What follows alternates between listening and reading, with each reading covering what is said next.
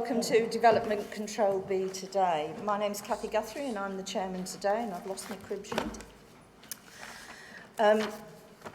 May I first of all remind you of some domestic arrangements. Toilets are situated outside the meeting room opposite the stairs. Cold water is also available in the breakout area outside the meeting room. If the fire alarm should sound, please leave the meeting room by following the fire exit signs and meet on the Ipswich Town Football Club training pitch. Do not re-enter the building until you're told it is safe to do so. Please switch off all mobile phones or turn them to silent. I would like to remind everyone present that this meeting will be broadcast live to the internet and will be capable of repeated viewing. The whole of the meeting will be filmed, except where there are confidential or exempt items. If you make a representation to the meeting, you will be deemed by the council to have consented to being filmed and to the possible use of those images and sound recordings for webcasting and or training purposes. The council, members of the public and the press may record, film, photograph or broadcast this meeting when the public and the press are not lawfully excluded. Finally, can members and officers please ensure that you press the microphone for speaking and turn off when you have finished. There we are. So we now move to the agenda. So apologies for absence and substitutions, please. Thank you, Chair. We have one apology for today and one substitution of Councillor Mike Norris has given his apologies and Councillor Field is substituting for him. Thank you. To receive any declarations of pecuniary or non-pecuniary interest by members. No, there are none. Declarations of lobbying. I've been lobbied on item 1, 3 and 5. Is that about the same for everyone else or anything different? Councillor Matheson? Oh, that was it. Yes, thank you. Declarations of personal site visits. There are none. Confirmation of the minutes of the meeting held on July the 10th, 2019, and I will just state that it's pages 1 to 14, and are there any amendments, please? No, I shall sign them during the meeting, if I may. Is everybody happy with that? Thank you very much. To receive notification of petitions in accordance with the Council's petition scheme. None received, Chair. Thank you.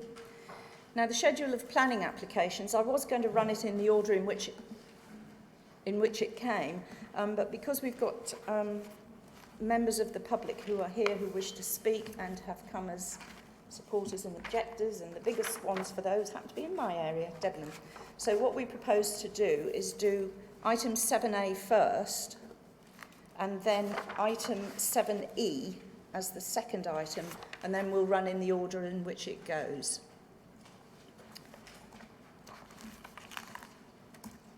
So the first application is Vincent Pearce, who's going to... I haven't introduced everybody, have I? There I am, I'm getting too excited. Introductions. Legal Officer Ian Dupre, John Pateman-G, Senior Planning Officer, myself, Cathy Guthrie, Robert Carmichael, who's the Committee Officer, and Jamie, who's going to be steering our videoing today. We've got officers over there, we have ward members here. Most importantly, here we have the elected members who will debate and vote. Good ladies and gentlemen in the area at the back. Some of you are objectors, supporters, parish council members. Those who've been asked and are allocated to speak have 3 minutes, and the ward members down here have a little longer. They can speak but not vote. So we will now move on. Can I make one global update first? We've got a global update. Thank you. Just before we begin, in respect of all items being presented today, I'd just like to update everybody that following the management review, Philip Isbell is no longer Acting Chief Planning Officer. He is now Chief Planning Officer. So in all the recommendations, if it refers to Corporate Manager or if it refers to Acting Chief Planning Officer, that needs to be updated. We're doing this verbally now, to become Chief Planning Officer for the purposes of the correct recommendation. So that applies to all the applications before members today. Thank you. that's very good news. So thank you very much indeed. So Vincent, if you would like to open with the first case on page 19 for those of you who have paper copies, and if you'd like to make the presentation. Thank you very much. Thank you, Chair. Good morning, members, ladies and gentlemen. The first item this morning is land at Church Road and Gipping Road, Stowupland. And what we're looking at is a full application for effectively some amended units from an earlier reserved matters approval and an additional 19 units. I will explain that in a little bit more detail as we go through the slides because it is a bit confusing to start with. So the phase 2 reserved matters permission gave us details for 100 units. What we're looking at, in a way, is an amendment of that reserved matters permission. What we're currently looking at is, in the blue, there are 53 plots that we're looking at some sort of amendment on. 47 will remain unchanged from the earlier reserved matters approval. So before you this morning, 53 amended plots. However, the application, which is a full application, also includes 19 additional units. So the difference between the previous phase 2 reserved matters approval and what you're looking at this morning is a total of 19 units. The application site is shown in red on the screen. The area in blue is the area which benefits from an outline planning permission for 175 dwellings. So within the area red, there is reserved matters approval for 100 units. There's an earlier phase, which has nothing to do with this proposal, for 75 units, which is already being built out. That gives you the 175.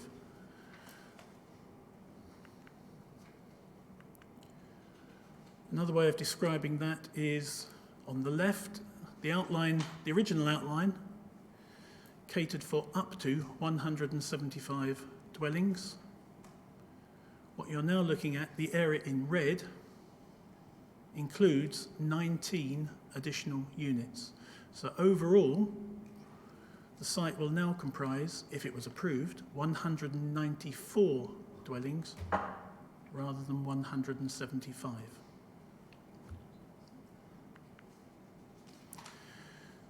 Members who are familiar with the site will know that development is advanced, well advanced on the site, and I've tried to indicate on that slide in the yellow colour where development is already proceeding.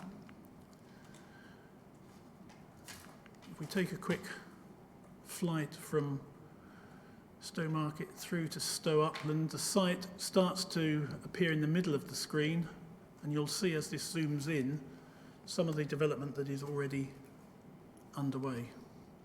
We'll just let that slide work its way through. You can start to see the buildings in the bottom half of the middle of the screen.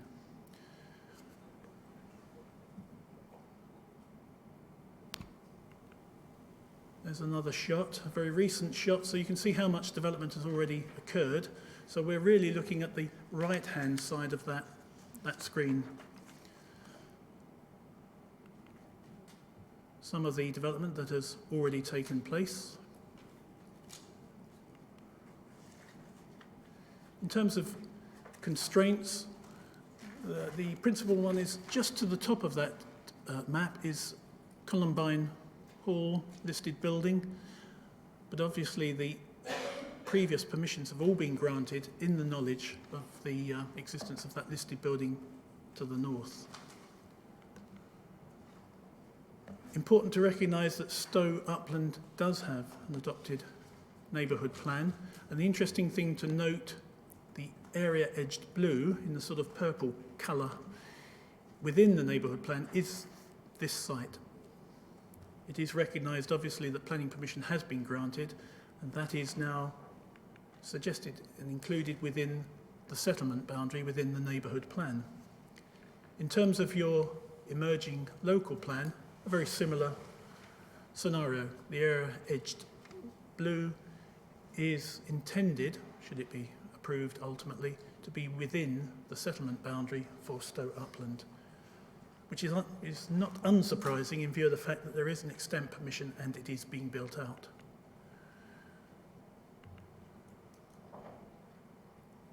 There's a shot of the proposed site layout.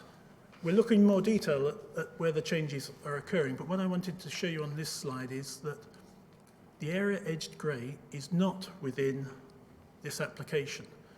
But what you'll notice is there is a significant area around this site which is already being developed and will be developed under earlier permissions. So in a way, this is a sort of a donut, and the outer ring of the donut is untouched by proposals within this application.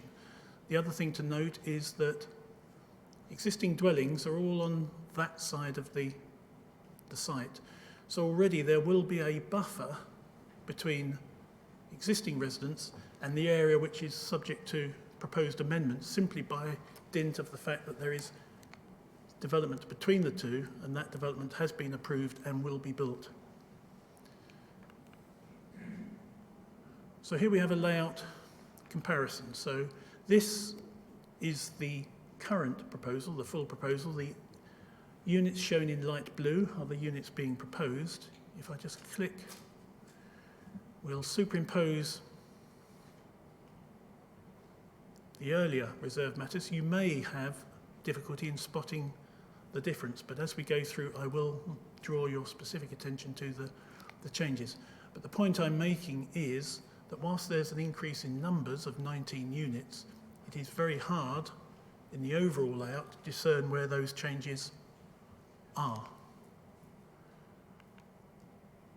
In fact, what you see there is within the area edged green, there will be an uplift of 5 units, and within the area edged orangey brown, there will be 14 additional units. That area in brown also extends southwards and includes that part as well. So the 5 and the 14 give you the increase of 19 units, all within the heart of an existing approved development. So where are the changes? So if we look at that northern section, I'll do that a bit faster. You'll notice the roads haven't changed, the outer edges of the curtilages haven't changed, and it is still quite difficult to spot where the changes are. But we will go into more detail, and here I start to go into detail. So how have Bloor Homes managed to increase the number of units by 19 without changing the overall footprint of the application site? Well, here's an example. So if we take the top, that is the same unit, so that unit hasn't changed. We go back one. There you'll see that a large detached house has been substituted with 2 semi-detached houses. So they've put in smaller units. But in terms of the footprint on the site, those semi-detached units take up the same space almost as the house. So in terms of what impact will that have visually, I would say no impact whatsoever, because the mass of the building in that part of the site is the same. There you'll see that unit has been shifted northwards, which has allowed 1 extra unit to be put in where the black outlined arrow is. But in terms of the feel of the street, I would suggest you wouldn't notice that change. But that has already allowed 2 additional units to be put into that very short section of street. And in terms of the bottom of the site, change of house type, but it's still the same depth of plot. And what Bloor have done is go around the whole of that application area and just make those subtle adjustments, taking out bigger units and slipping in some smaller units in order to increase the number of units. And actually, I would suggest that creates a better mix of units in terms of the sizes of units that you as a committee like to see. And I will go into more detail shortly. So there's a typical street scene as proposed this morning. And that character is identical to the character of the rest of the estate. So much so that here are some of the proposed units within the application site this morning. There is a significant number of bungalows, which a number of members have asked officers to ensure that we can try and get as many bungalows as possible. Within this proposal, the number of bungalows has increased. So all of those can be found on the rest of the estate. There are one or two variations, but overall the house types are the same. So we're not looking at a situation where you're being asked to consider complete new house types. This is just a swapping of houses within that central core. Previously, all the house types were considered acceptable, so I can see no reason to suggest that adjusting those would be anything other than acceptable. So here we have an analysis of the change of mix. So in terms of the flats, which were previously approved, there is no change to the proposed number of units. But you'll notice in terms of 2-bedroom bungalows, there is an increase of 6. Some members will find that a positive, because we're increasing the number of units available either for people who are downsizing or want to live on one floor and avoid stairs.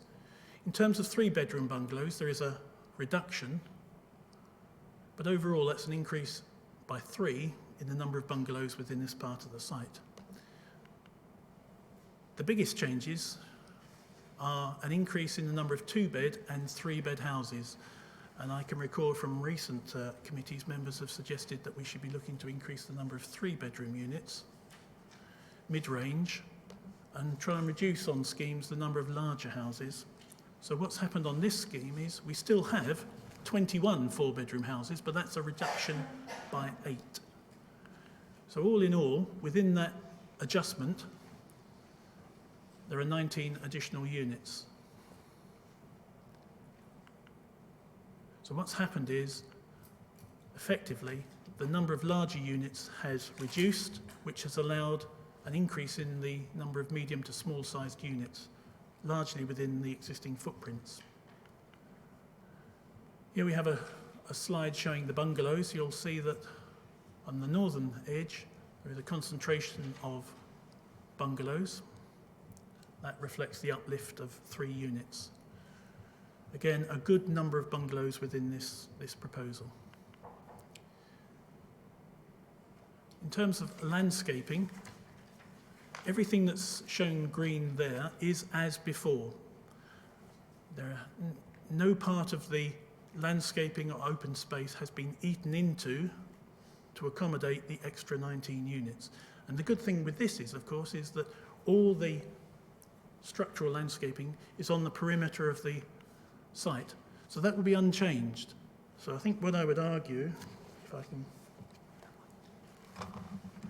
because the changes are actually in this sort of core, it will be impossible to spot the changes because of the fact that you've got the ring of landscaping, then a ring of existing development. You might spot some changes as you go down these streets, but in real terms, it will be very difficult to spot the changes. I would suggest that neighbours, existing properties in here, wouldn't have any amenity threats posed by this, simply because it's, again, in this core area and it has this buffer and ring around it. So the question is another 19 units acceptable?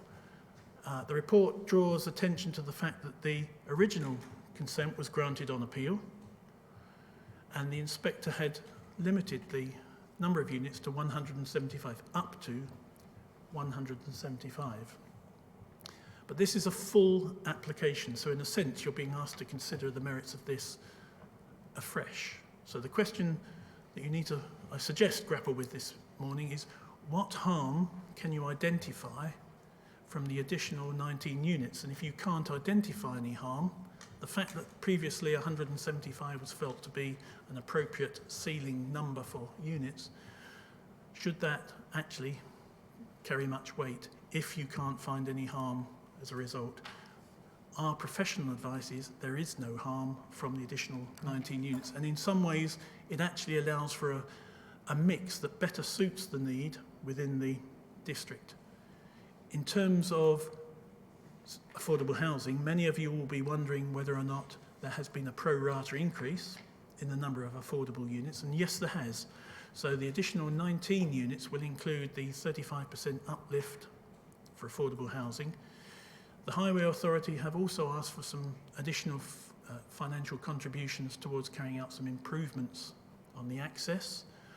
That's another £10,000. That is also included in the recommendation. So that, members, is a very quick run through the details of the site. Thank you.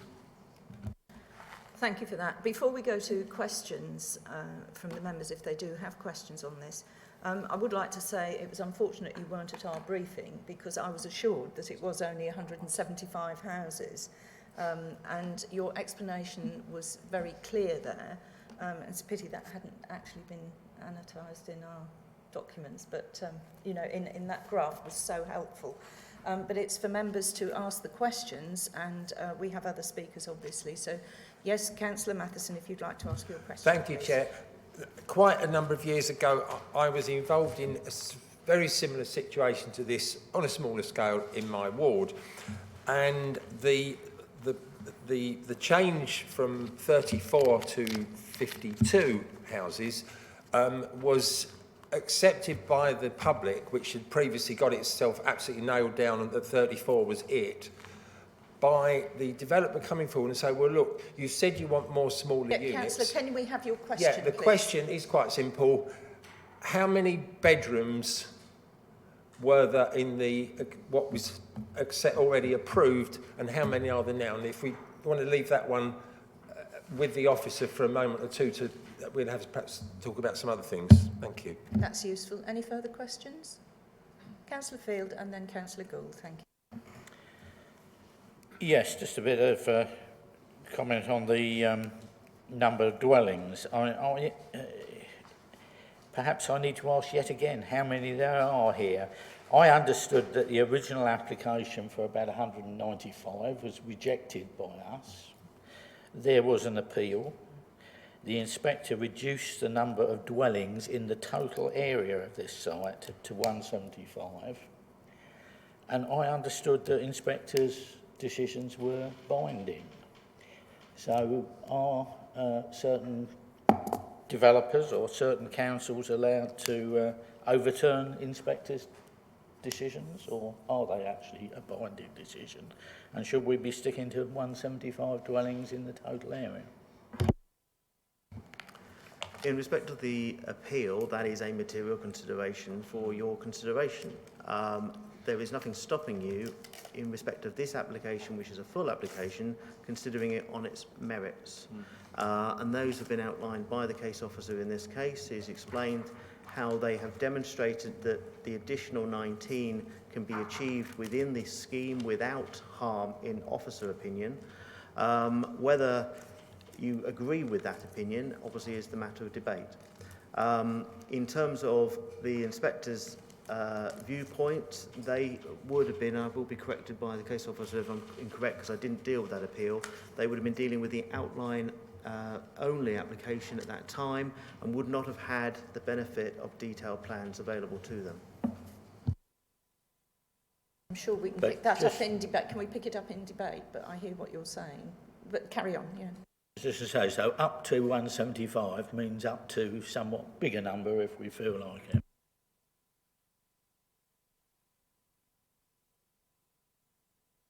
Further questions? Councillor Gould.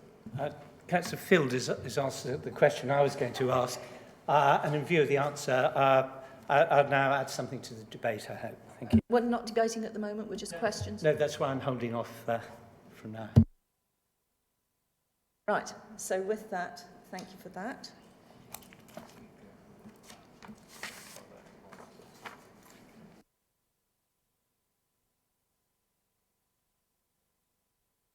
We now have Councillor Keith Wellham, who is speaking as a parish councillor representative, because he is on the parish council, and so he will speak as a parish councillor at this point now. Thank you. Thank you, Chair. The Parish Council just had a few comments to make, and one of them is that they wish to point out that the response from Public Realm on page 29 is inaccurate. The conversion of a meadow to open space is a suggestion within a totally different application, not this application. It's essential that the play area within this application should complement the play area provision at the village play park, rather than, as it says on, I think it's page 29, which I've now lost. Is it 29? It says the local area should be of a standard to accommodate the range of children likely to be living in this estate in the future. That is not what the parish council want, because they have provided a new play area for the younger age range. What they want at this to be part of the original Bloor Phase 2 application and unchanged by this application. Not that it accommodates a full range, but it accommodates the higher age range. I don't think that is a material consideration. It's just something we need to make sure that we don't follow through the recommendation that Public Realm are putting forward, because it is inaccurate. It's not within the red line area, no. No, it isn't. It's just outside the red line area. If I may, in respect of this application, it's not within the red line. It's not. I appreciate that might be what the Public Realm officer said, but that is a separate entity to this application, if I've got that right. The recommendation does not make any reference to that play area space. I totally agree with what the officer says. My concern is that members might think that there is all this additional play, open space that will come forward. It won't. If you just want to hold on for a moment, Vincent can just make a comment on that. It's unusual to do it, but... Thank you, Chair. I understand the point fully, and we do have Bloor here this morning. It would be my intention to ensure that the play space that is provided meets the parish council's requirements, so it will cater for the older children rather than anything else that Public Realm may suggest. I'm happy to assure that happens. We can pick that up in debate then, so if you'd like to carry on, Councillor. Thank you. I was going to say that we have met with Bloor's advisors, and the parish council have met with Bloor's advisors with me present, and the details that they have set out are acceptable. Details in terms of play equipment are acceptable to the parish council. Now, they're concerned about the density within the area. It seems that 34 units were proposed of a particular area, and now within that area there are going to be 53 units. It's suggested in paragraph 746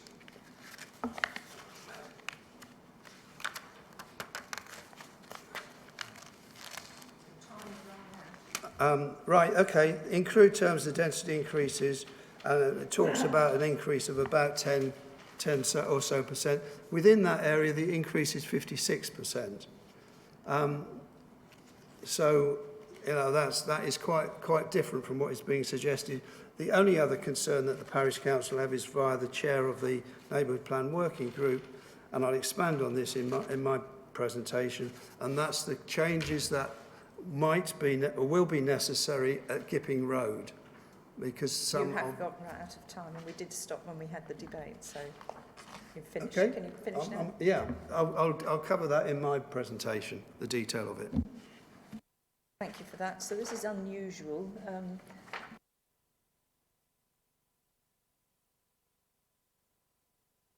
We can have questions as a parish council representative if anybody has any questions. No? In that case, thank you very much. We will move on. There is no objector, there's no supporter, and we have the applicant or the agent, Sophie Waggett. Thank Would you. you like to come forward, please? Oh, sorry. You're not on yet.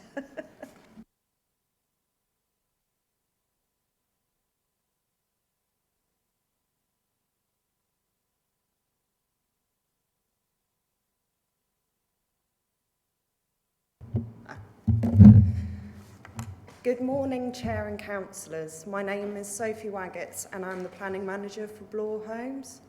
May I thank your officer for his efforts on this application, which is recommended for approval. The site as a whole already has planning permission.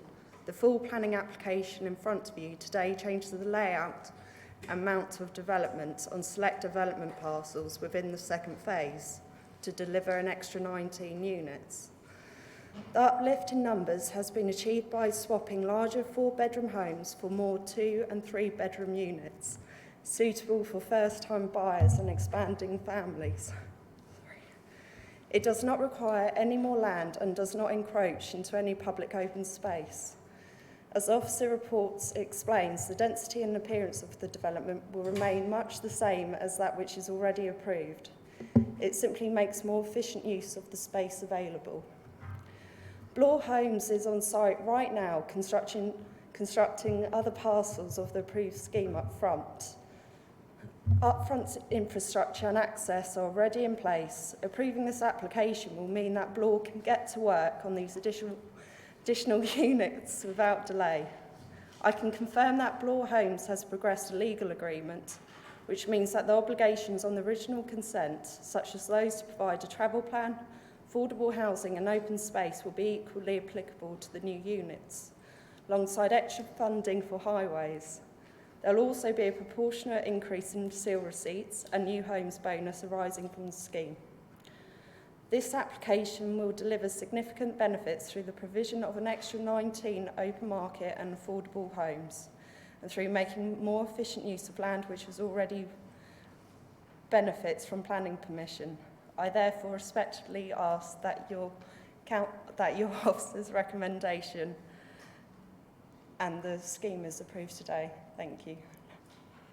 Thank you very much for that. Does anyone have any questions? No? Oh, yes, Councillor Humphreys, thank you.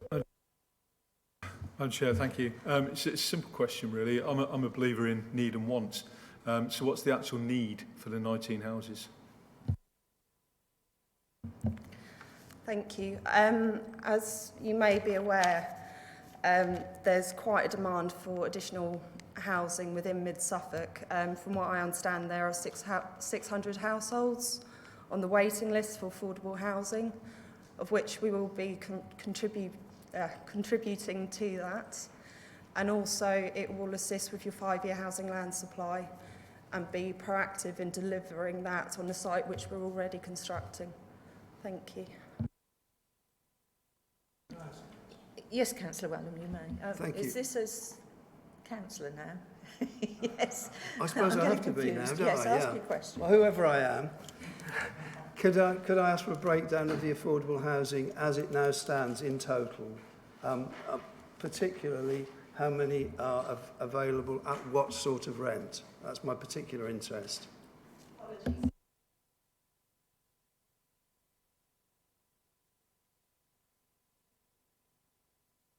I think the answer to that might be on page 35, in fact, Councillor.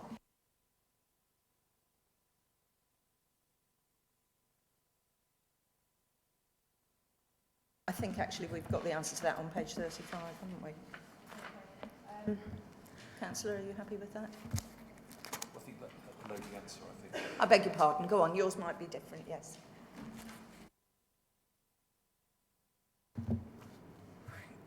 I can confirm that we were providing for two 2-bed bungalows. We've now increased that to 7. We're now providing for, which is affordable rent. We weren't providing any 2-bed shared ownership. We're now providing for 2 as well. We are providing for 4 1-bed flats, 12 2-bed flats, 2 2-bed houses, and those are all affordable rented. We're providing for 6 two-bed houses which are shared ownership. We are providing for 12 two-bed bungalows, as I said previously, for affordable, 2 for shared ownership, 2 three-bed houses for affordable rent, 2 for shared ownership. So we're providing, I've got here 42 altogether.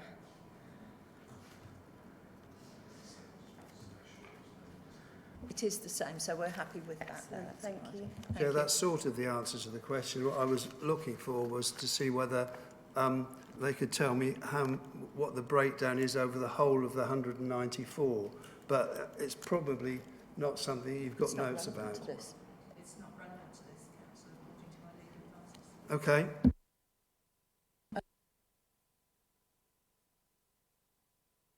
Question? Yes, it's good to see more affordable homes, but you're clearly discarding larger homes to be able to deliver those. I just wondered if there's any measure of the economic benefit that will be so gained, i.e. is the new configuration worth more than the old configuration?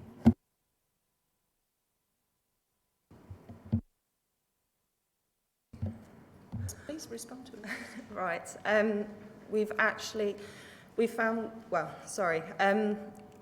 We found there's small market demand for 2 and 3 bed houses as opposed to the 4 beds, but they're also, it's easier for families, people on the housing ladder to get on to a 2 bed, to a 3 bed, as opposed to a 4 bed. So we are trying to facilitate that. Any further questions? Thank you very much. If you'd like to return to your seat. Thank you for that, and don't forget your notes. Thank you.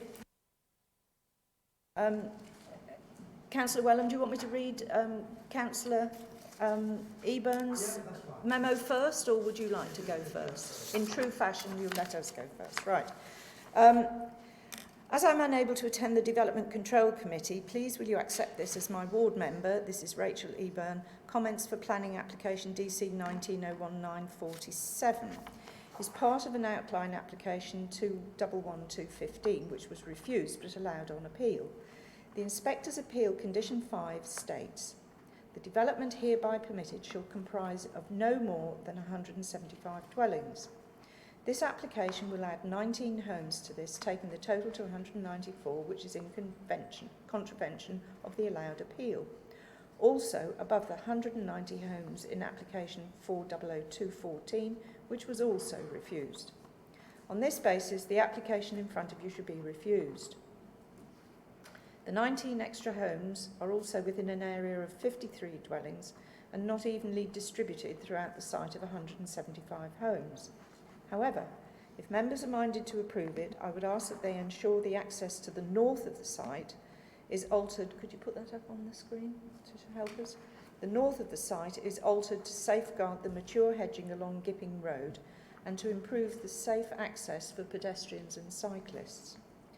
Rather than extend the visibility display on Gipping Road, taking out the mature hedge for cyclists and pedestrians to access the road, a foot cycle path should be extended on the development side of the hedge through the marked area woodland belt, going roughly west out of the site.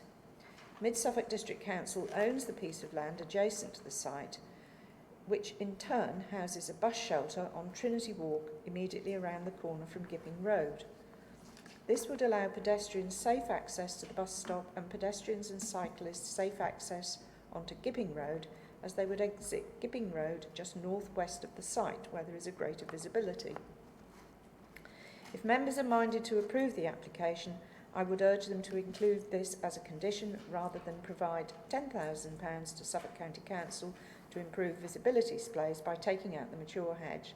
The condition should provide £10,000 to the parish council directly or via SIL to provide a foot or cycle path through the woodland area to connect up to the bus stop. Finally, I would ask that electric charging points are not just in homes with garages, but more generally positioned throughout the homes on the site. Thank you for your consideration. And the planning officer, would you like to just comment on that last bit about the £10,000, which I don't think is possible? The recommendation is obviously that £10,000 is goes to the Suffolk County Highways in respect of what is a recognised improvement for the purpose of highway safety. I'm trying to work out the alternative that's being proposed there, and it sounds to me like it's going to require, first of all, it hasn't really been explored, but ultimately it's got ownership issues involved here that we don't know of. That includes Mid-Suffolk District Council. Now, I appreciate we are Mid-Suffolk District Council, but we have to deal with ourselves as if we were a separate owner to the land. So I do not know, as a separate landowner, what the intentions are of Mid-Suffolk District Council and whether or not they would accept any alternatives or changes to their land, and it is not before us. So it would be an unsafe thing to do to go forward on that basis. Thank you for that. The ward member, if you would, thank you. Before I start, can I just respond to the point that the officer made, and that is about this alternative pedestrian route. It has been explored. It would with Blore, and it would be underneath the existing electricity cable, so it would not affect the tree planting. So it is a goer, so to speak. Well, we shouldn't really be debating it in great detail, but officer, yes? I can only say that it's not before us, and I do not have the owners, be it with Suffolk District Council or anybody else on those lands, a party to any agreement at this time. So that is not something before us to debate. As I have it from the Highways Authority, the options provided to me are considered acceptable. That is the recommendation from the Highways Authority. And we just have a comment from the planning officer. I'm more than happy to pursue those conversations outside the remit of this application, because if members were to grant permission, there are some conditions here that require Blore to come back to us to agree certain things. I'm more than happy to raise that in discussion in the hope that we can adapt previously agreed landscaping scheme, but it would be goodwill from Blore and in the knowledge that members have thought it was a good idea. Thank you. If you'd like to continue now. Right. The site shown in blue-black or edge blue-black on the drawing on page 20 of the report was the subject of an application made by Gladman in 2014 for 190 homes. That application was withdrawn, and Gladman made a subsequent application for 175 homes, which was recommended for refusal by officers, refused by committee, but gained approval via an appeal and public inquiry. In the report before you, at paragraph 2.3, the officer states that the conditions placed on that approval are a significant planning consideration. Indeed, I hope members have had an opportunity to study the inspector's report. The most relevant conditions within the 24 listed in the appeal decision are: the details shall be in accordance with illustrative layout drawing number, and it actually quotes a drawing number, 6391L03 revision Q. So it's got to be generally in accordance with that layout, and the development shall comprise no more than 175 dwellings. These are pretty clear conditions, yet the application seems to seek to drive a coach and horses through those two conditions. At the appeal inquiry, the applicant repeated time after time that Mid-Suffolk did not have a 5-year land supply. It was 3.3 years at the time, and therefore there were no current relevant housing planning policies. Mid-Suffolk now has a 5-year land supply and a current relevant planning policy in respect of housing development. That current housing development policy is the Stowupland Neighbourhood Plan, which was adopted by this council just 6 weeks ago, and you can't get much more current than that. Within that document, policy SNP 14 sets out 8 design considerations and in summary states that development should in every case result in a development that is in character with the village and respects the simple Suffolk style of domestic architecture in the parish. The report makes it clear that this application should be judged against current policies. If the application is to be judged, as officers say it should, as a fresh application and not bound by the inspector's decision, it fails this test. the proposed units are not in character with the village and respecting the Suffolk simple style of domestic architecture in the parish. So the application should be refused. Turning now to the proposals in respect of the pedestrian cyclist crossing on Gipping Road. Members, here you're clearly in a no-win situation. The crossing arrangement agreed between Gladman and Suffolk County Council and set out the inspector's report is unsafe. And now Suffolk County Council acknowledge that. It's on the inside of a bend at the end of a straight section of road with high and thick roadside hedges which need to be protected. It was always going to be unsafe, and the partial construction, Bloor have constructed part of that crossing point, and the attempted use of the crossing point have proved it to be unsafe. I can go into more details about that if you wish. So there are three options in respect to that. We can leave it as it is and hope there are no injury accidents or fatalities. We can destroy a long length of mature hedge and wildlife habitat, extend the 30-mile limit, hope the traffic slows down to 30 immediately, keep the hedge trimmed back and pray. Or a safer alternative route through the landscape belt directly to the bus shelter. It's underneath the electricity cable, so there won't be any trees planted on it, and this has been discussed with Bloor. This would avoid the need for anyone to cross twice. In order to get the bus to the bus stop, you have to cross Gipping Road twice, which is a daft idea when all you've got to do is walk through a hedge or cut a short length of hedge down near the bus shelter, just walk straight through. That route would be safer, it'd be more convenient for pedestrians, it'd be less destructive, it'd have less impact on the setting of the listed Columbine Hall, and it would be safer for cyclists. You'd be able to cycle through there and get onto the road where you can see in both directions. If members do feel that despite everything they are allowed to allow the extra dwellings, please have regard for the increased need for this direct route through the landscape belt. Suffolk County Council say there is an increased need for a safer crossing, and it's brought about by the increased number of dwellings. Requests for an extension of the 30-mile limit have been refused by Suffolk County Council. So why are they now saying it's a safe way of doing it? So you can't guarantee it will be approved.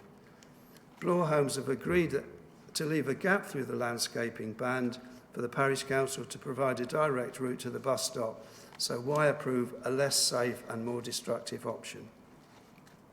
Policy SNP2 accepts that 175 homes will be built across the two phases of the site.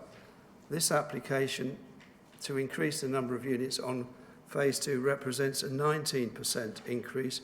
In a particular area of the site, it's a much more, an increase of much higher percentage. And I don't accept that that's a small increase. The proposal is less sustainable than the development refused in 2015. The bus service has been reduced. Traffic conditions have worsened. That's partly due to the increase in the number of pupils at the high school, an increase of 80% more than predicted at the time of the Gladman permission, and there is now a planned sixth form block to accommodate a further 300 students. The new co-op store, which has just opened fairly recently, is much busier than the previous small retail outlet, and this has led to an increase in traffic on the A1120.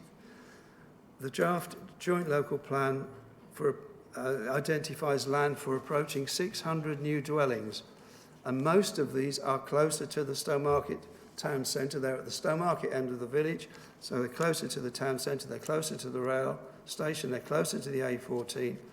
But the traffic from these extra dwellings will have to go along the A1120, past the schools, the churches and so on. So in summary, the housing proposed does not comply with SNP 14. The number of units is above the figure in SNP 2 and in the inspector's report, and the proposal for Gipping Road is completely unacceptable in safety, landscaping and ecological terms, and probably unachievable. Thank you for that, Councillor. Just a point on your neighbourhood plan. I believe the policy SNP2 says approximately 175 dwellings. I'm only just quoting it. for clarity. That's true. Yeah, I'm just quoting it for clarity. Right, okay. Councillor Humphreys was first, please. Madam Chair, thank you. I understand the neighbourhood plan. It's just a point of correction in some, and you might be able to clarify it. It talks about buildings must be in keeping with the rural setting of that village. Is it not true that there are other developments of a similar style within the village of Stowupland? Therefore, does it not comply? Well, of course there are some developments similar to this because it's part of the other 100 or so houses currently being built. But we've got to measure it against current policies. Those policies were not current at the time.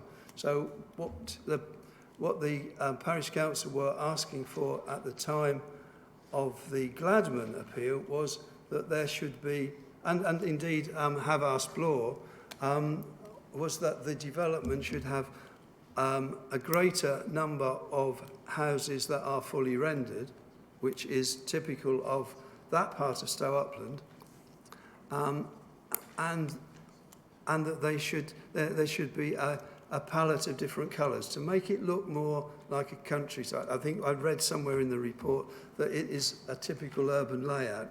We don't want a typical urban layout. What we want is to have some empathy with the area. I think Councillor Matheson, did you have your hand up, I'm sure? Thank you.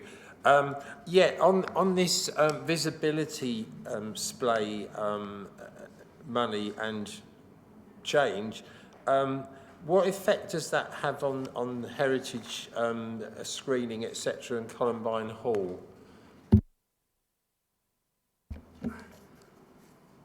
The reason that there is a substantial landscaping belt on the other side of the road is screening of Columbine Hall, and also the reason there are bungalows along that side of the site is that was a requirement to screen the bungalows from Columbine Hall.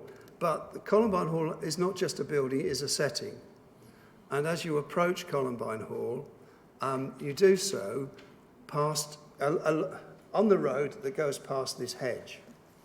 And it would be wrong, in my view, to continue to use that as the prime access for pedestrians into the site, because I have tried to use it regularly recently, and in order to use it safely, a length of that hedge will need to be trimmed back by about 2 metres, and it's less than 2 metres wide, so it means taking it all out.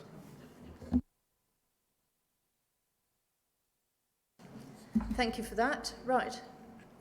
I think we've come to the point where we can now debate it. Thank you for that, Councillor. So does anybody want to start us off within the debate, please? Councillor Matheson, thank you very much. Yeah, if just to start, has Mr. Pearce managed to find the numbers of bedrooms that I asked about? So I think that's quite a significant consideration in public acceptability. We can see that this is a response to the market, and again, this is all very similar to the situation 10 years ago. So Thank you, Councillor Matheson. On page 35 and page 36 of the agenda, it does actually give you a breakdown of the number of bedrooms in each category. So, for example, and perhaps I should have explained the acronyms. I think members would have found that helpful if I'd done that in the report. But the third row, let's say 2-bedroom bungalows. We've got AR, which is affordable rent, previously. And then we've got affordable rent, the proposal before you. So you'll see that originally there were 7 2-bed bungalows. There are now 12 2-bed bungalows. So even in that row alone, there has been an increase in 2-bed bungalows. And by working through those tables, the other acronyms are affordable rent, shared ownership, and then open market. So ARSO is affordable rent, shared occupancy. And what I've done in those two columns is compare the extent reserve matters with the proposal before you.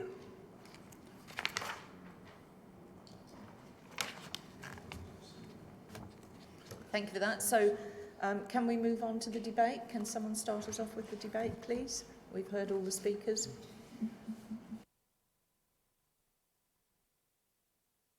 And Chair, to get things going, whilst I commend the fact that we're getting more bungalows, I think that's fantastic. It's absolutely what we want. And also 2 and 3 bedroom houses, absolutely what we want. So people can afford to live in houses of a good standard, and that makes sense. But to do that, it is adding density. And it's the density which I think is an issue. I think the density is inappropriate for this site. And the fact that it was previously refused for more than 175 properties, and we're now seeking approval for what seems to be 194 of the whole site, well, that goes against the inspector's comments. It also goes against our last decision. And I don't understand what's changed to allow us, to enable us to vote for approval. So that's my comment on it. It's the density. I like the houses. But the point is, what's changed that allows us to go against the decision previously made and against the inspector's decision of a maximum of up to 175 properties? I just don't understand it. Thank you for that. Who else would like to pass comment? Councillor Matheson? Yeah, I mean, I haven't actually heard precisely what I wanted to hear, which is, has the number of bedrooms increased or possibly decreased? I mean, if the number of bedrooms is more or less the same, and we're assured that there's likelihood that we'll sort out the path along not alongside but to the bus stop, let's say, then I would be, cautiously in favour of this, because, as I say, if there is not an intensity of bedrooms, then there isn't really an intensity of people, and probably not even of cars. So, that, to me, that is quite important. Whether the officer can actually give me 2 numbers for the bedrooms. Councillor Matheson, I mean, I'm sure he'll work on it as we go through it. But just thinking about it, if you've got a 4-bedroomed house and 2 2-bedrooms, that equals 4. So I don't know if he's going to work on that basis. So that would be helpful if he could calculate that for you. Yeah, but I'm just doing it on the back of a fag paper for the minute, but he's going to do it properly for us, I'm sure. Councillor Humphreys? Chair, thank you. To come back on that point, really, just because you've got a 4-bedroom house doesn't mean you've got 4 bedrooms occupied. Likewise, if you've got a 2-bedroom house, you might only occupy 1. So actually working out the figures for vehicles and density of people, it's a bit of a false and almost impossible sum to calculate, because it's all supposition. The fact is, the density has increased of properties, and that's the key point. Councillor Gould, did I see your hand up, or am I encouraging it? Yes, and then... Right.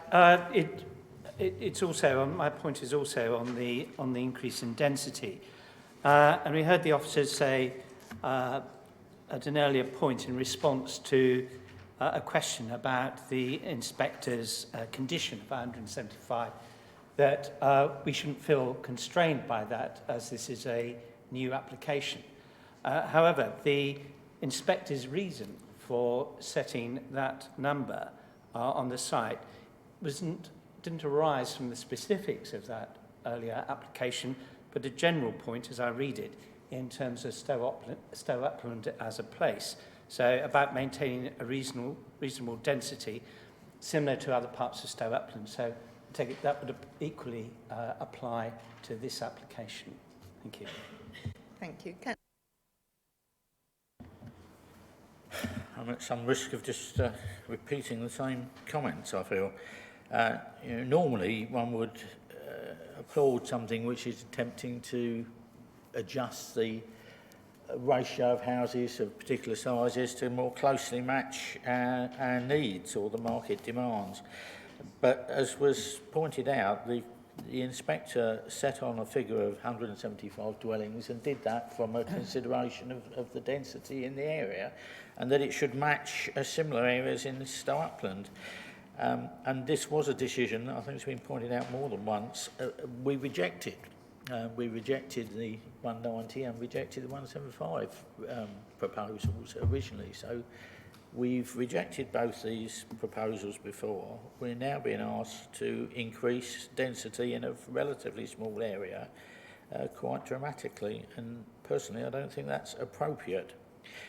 I do have to say that I do feel the proposal to change the access to the bus stop is appropriate, but seems to be something that could be achieved in any case. We're not arguing that that should be a clear condition within this approval, just a condition that there should be negotiations to that effect. So I think overall I'm opposed to this. Can Vince just give us a question before I come to you, Councillor? Two, if I may be cheeky, Chair. The first is an answer to Councillor Matheson. Overall, there will be an increase of 10 beds.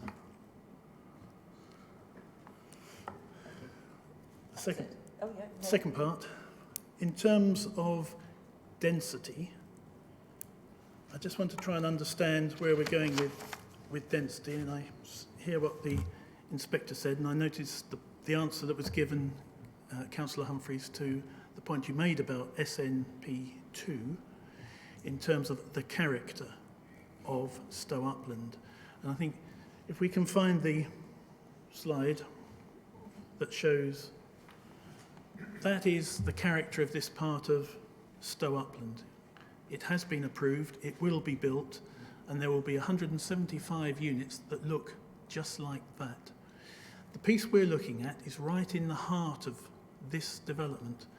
It will look exactly the same as that. Now, when the inspector said he's limiting it, I assume it could have been she, I think it was he or she limited it to 175. They had an illustrative layout. They didn't have the full details that you have before you. This is a full application. So you are starting again, judging the application on the merits as it is before you.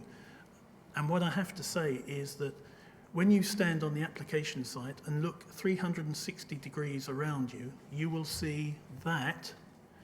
You won't see a little thatched cottage and a little brick-built cottage. You will see 175 houses that look just like that. In terms of what harm can you identify, my suggestion is that an inspector would say, you've already granted permission for 100 units here. You're going to potentially refuse 119 on the basis that they don't look like the rest of Stowupland. And when the inspector looks around, they will see exactly what you're about to potentially refuse. I can't see that that's a sustainable reason for refusal. However, what I did say earlier, and I just need to reflect back on that, the question of could we get the cycleway path, my initial reaction was it's outside of this site. Well, strictly speaking, it's outside of the red line, but because it's a full application, we can actually condition land that is in the blue line. And of course, the area that has been referred to is within the blue line owned by the applicants. So we could actually require that path to be provided as part of this proposal if members felt that that would be a benefit to the village. And I can see that that would actually be reasonable in terms of the test of reasonableness set out by the government. Thank you. Thank you, that's very helpful. First of all, Councillor Carter and then Councillor Matheson. Can we just have a fresh input, please? Thank you, Councillor Carter. Thank you. I found myself being a bit fogged. Originally, I wanted to approve this. I thought it was brilliant. A breakdown of bedrooms would actually be more suitable to be what is required. But when we go to the density and we are looking at 10 additional bedrooms, it does seem to be like we're listening to what we need and then trying to add on and splurge it together to actually get away with adding more. ideally what we'd like to see is being met what we need without joining the density up or without compressing it to meet what we need. We should just meet what we need and meet the number of bedrooms we need without the additional properties. It would mean the loss of some bedrooms, but that's what the area needs. It's what the area can deal with, what it can cope. Brilliant that the footpath can be conditional, because it should be. If we approve it, it should be conditional, but the density isn't correct. We need less density, we need it to be meeting what we need, and fewer bedrooms. Thank you. Thank you, Councillor Carter. If you're looking for refusal, have you got any reasonable policies that would stand up against an appeal? We've got to sort of look at that before we sort of say we don't like things, so I hope you're prepared with that, because I think it's something that needs to be considered. However, we haven't got there yet, but I'm just reminding you of your obligations. Councillor Matheson and then Councillor Humphreys again. Did you want to come back? I think we need to sort of move this debate on. Yeah, I just wanted to clarify that the the ownership point. Mr. Pateman-G did refer a little while back to mid-Suffolk ownership. If Mr. Pearce is right, then including that as a condition sounds like very good, necessary to do. I think the officer just wants to think about that one for the moment. Do I ask one? Yeah. In terms of the ownership, so I was reacting from the ward members' comments. So they mentioned that Mid-Suffolk land was involved. If it's not involved, and it is possible to achieve the outcome without the involvement of a third party, in effect, then I'm satisfied with that. So that's that. Density is an issue in terms of it. A high density gives you the impression that there may be harm. What we need to get to in this debate is what is the harm. The fact that we grant 50 dwellings per hectare in other locations, or higher in some cases, doesn't necessarily result in harm. And that is what I need to get to the grips with here in terms of a robust reason for refusal, if that is where we are heading. I find this case quite unsafe in terms of where we might be heading if we were to look at refusal, in terms of that we are dealing with a site within a site of the same character of housing, not too dissimilar in the density, and I don't have any policies that specifically say I need to restrict that number of houses. I would be suggesting to the Chairman that we would take this to referrals should we go down that road. Funny you should say that. I was thinking the same thing. But having said that, yes, no, please, you carry on, Councillor Richardson first, and then I'm sure Councillor Humphreys will come back after you to have fresh input. No? Right. Thank you very much, Chair. So I have a few comments that I'd like to make about this application. Firstly, I'd like to echo much of what's been said already about the increase in bungalows, the increase in the number of 2- and 3-bedroom houses. I'm very much one of those councillors who likes to see those size dwellings, particularly because of new buyers and the ability to get on the housing ladder in the first place. I do understand the concerns about the design and the layout, and I would have much preferred it if the original application for 175 was more in keeping with the village's character. But I think we're now in a position where we're not dealing with the entire development. We're now looking at a plot within it, and I think it would be, a mistake to then try and have that significantly differ from the rest of the development. I think it makes much more sense to be consistent, and for me that's more important. I do accept that the planning inspector's decision does have material weight in this, but I think, to go back to what some of the officers have already said, it's a case of, although that decision has been made, there has been no harm identified within what we're discussing today. And for that reason, I would be minded to approve this application. And I don't know whether this is something which is a material consideration, but something that I'm just conscious of is I welcome the fact that this is on a site that is already under construction, because I'm just conscious of the fact that we, as the council, were sort of wrapped on our knuckles early this year after we failed the housing delivery test. So I think seeing a development that's already in progress, I think is actually something I really welcome. And so, if I may, I'd like to move the debate on by proposing that we accept the officer's recommendations with the condition about the footpath. Thank you for that, Councillor. There was a proposal, yes, he said propose it with the additional of the footpath there. So do I have a seconder to that, please?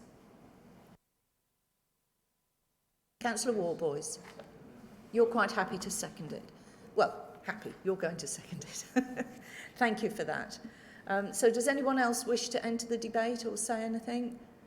I usually come in... Sorry, did you want to say something else, Councillor? Madam Chair, yeah, I think there is policy actually in the NPPF, and I think it's section 123, which talks about where's an anticipated or existing or anticipated shortage of land for meeting identified housing needs. It's especially important that planning policy decisions avoid homes being built at low densities, but we have adequate land, we have an adequate supply, and therefore, surely, that's not a reason for increasing the density. Right, fair enough. We've heard the debate. I've been swinging one way and the other on this one because obviously you listen to the ward member and the ward member is an important part, and knowing him from previous planning is always very well thought out. And initially, when we were at our briefing, I really absolutely asked what the density of this was, and unfortunately the officer wasn't there. So I am disappointed. I also hear Councillor Field's comments that, you know, we've had an appeal inspector, but that was on a different, and it was only outline. But we've moved on, and I also hear Councillor Humphrey's comments that it's not in keeping with the area. I also hear the officer's comments, well, it is now in keeping with the area.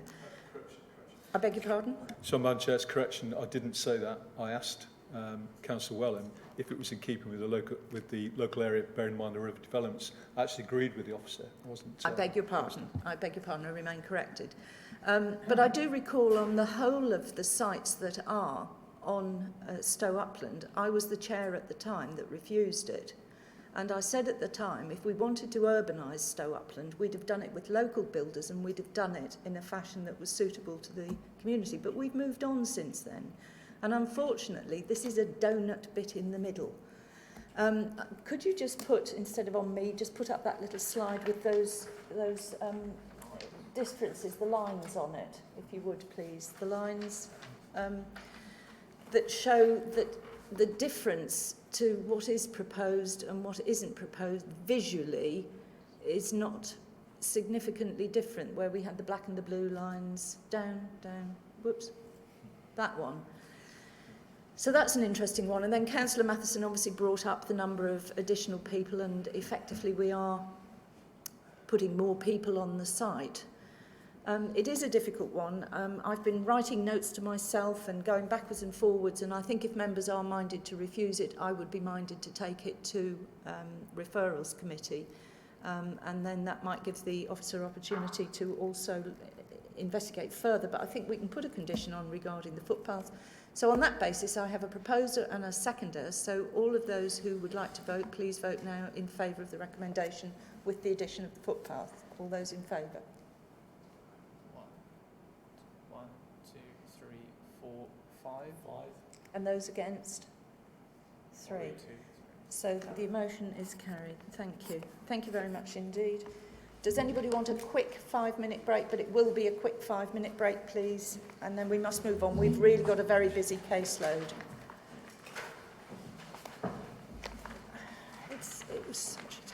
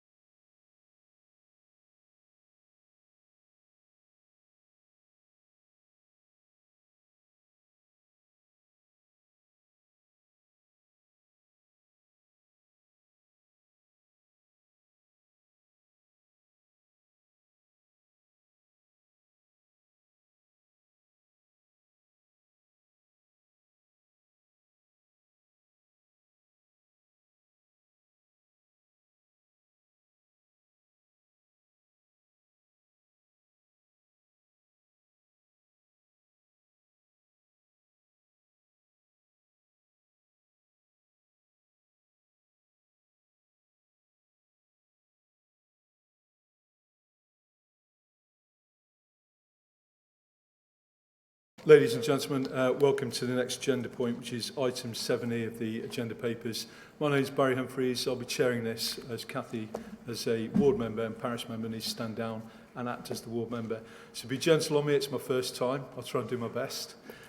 Without further ado then, this is full planning permission for 8 dwellings in the town of Debenham, which is on page 275 of the agenda papers in front of you. Can everybody confirm they've had the late papers as well and they've read them? Thank you. Case officer for this is Mr. Mark Russell. Mark. Thank you, Chair. Good morning, members and ladies and gentlemen. This is a full application for 8 dwellings in Debenham to the rear of 10 Ipswich Road.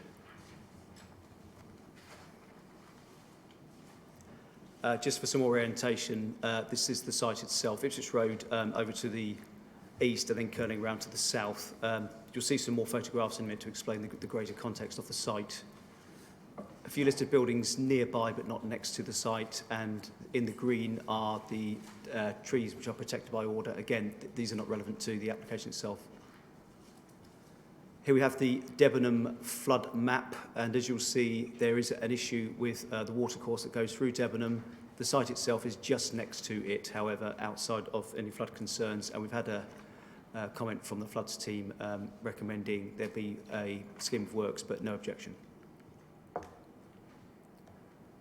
I should be able to take you on a video tour. How would one do that? Press it again. Press it again. Okay, this is similar to the one that Mr. Pearce showed you. The site itself coming into view now, just to give orientation basically, you can see that it's developed along Ipswich Road.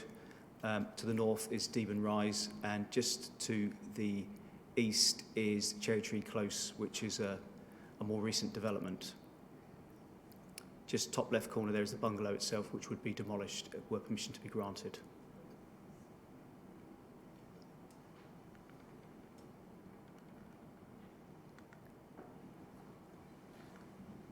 Okay, just blowing out a little bit more so you can see that the site itself is on the southern limb of Debenham in the built-up area boundary, but obviously right on the edge of Debenham with woodland to the west. Of great importance is the Debenham neighbourhood plan. I think Debenham, I'm correct in saying, was the first one in mid-Suffolk to do such a plan, certainly one of the earliest, and they're actually renewing it at the moment. There are 2 sites here which are near to but not next to our development site, Deb 4, Deb 3. Deb 3 is looking to take access off of Ipswich Road. To the right of that you have a white area which was that woodland we just looked at, and our application site is the black one. This is what things look like at the moment. On the right hand side you have the gabled houses of Cherry Tree Close, and you have the pathway going up which would be the access to the site. Looking out of the site to the right, and I've been asked to provide one from a bit further out looking in, and that's actually an older photo, but this is just to show you where the road is. It's actually before Cherry Tree Close was built, but that's where the road is going towards the access. That's looking out left towards Cherry Tree Close. And going up the path, we have a relationship with 2 houses. The one on the left, which is generally unaffected by the development, whereas the one to the right, this will be discussed in a moment. You'll see there a window with the boarding below it. This is going to be discussed in a little bit. This would be the window that would appear to be the most affected by the development. Looking back down the site towards the access. And then the neighbour to the left. And this is the bungalow itself, which is tabled for removal. Just moving around the site, it's a lovely big garden. Bits and pieces on it. And at the top here, we have the potential for amenity loss were the development to be unsympathetic. As you can see, there are windows and a garden to a Deben Rise house. Now, this is one of the key interfaces of the development with existing housing. Cherry Tree Close is to the right. You can see the low fence is about 800 millimetres high, and the planting above it. You'll see this in greater context in just a moment. As you can see further along, next to, I believe it's 3, maybe 4 Cherry Tree Close, that the planting has been removed for some reason, so it is quite exposed to the garden. This is looking down into the site, so you get some idea of the drop of land, which is something like 2 metres. The planting does something to secure privacy, but obviously where there is no planting, there is no privacy at the moment. This is in the rear garden of, I think this is number 2 Cherry Tree Close. You're looking along the garden, and if you look, 3, thank you. If you look just to the right, you'll see the coping of the brick wall which forms the boundary. That's the wall itself. Now, very roughly, because of the difference in land levels, the land, the fence itself, you can actually just see it, actually it's there. There you go. So that's the solid block between the two at the moment. You've got the wall, which is roughly about 2 metres, and then you've got a planted belt, and then you've got the short fence that we just saw. Again, all telling the tale. This is the one that's furthest up where the planting's been cleared and the conservatory. So obviously there's a clear view into the garden and into the development site. Okay, so here we have the original layout. I'd draw your attention to this bit here. That's plots 7 and 8 with a proposed garage. That's been changed to that. So if I just flick backwards and forwards, you can see what's happened. The garage is gone. The building itself has been taken away a couple of metres and angled away more from the affected properties at Cherry Tree Close. So that can be seen as an improvement on the original plan. Visibility displays. Highway Authority's got no objection to this. Now, looking at the site sections, I think the clearest one to look at is section 2 at the bottom there. That shows you, and we'll go into this in more detail in a minute, what the relationship is between the original houses and the existing houses and the proposed. You can see the fall in land there, which is a considerable issue. Plot 1, you can see the design, reasonably good design overall, in my opinion. 6 and 7, now this is the one to look at very carefully. This is the one that was very close to the boundary and has been moved away. So if I just flick between those, you'll see that that's been the change. It actually, they're not scaled the same way. The new one is actually lower than the old one. Okay, that's the old one. That's the new one. This looks a bit of a mess, but there is a reason for it. I'm showing you plots 6 and 7, the new scheme overlaid on the old one. The original is underneath. If I do this, it makes it clearer. So in red, you have what was originally proposed at the start of this application, and it's gone to that. So it was that, it's gone to that. So it's been moved away, slightly lower, angled away, so further away from the affected properties. That little yellow corner there is an extra bit that is an extra effect on amenity, but it's a negligible little amount. I've cleared out all the other stuff so you can see actually what the relationship would be like. So that's what it would look like, basically. 16.3 metres between the existing and the proposed dwellings. Just to remind you again, having seen all of that, what the relationship is.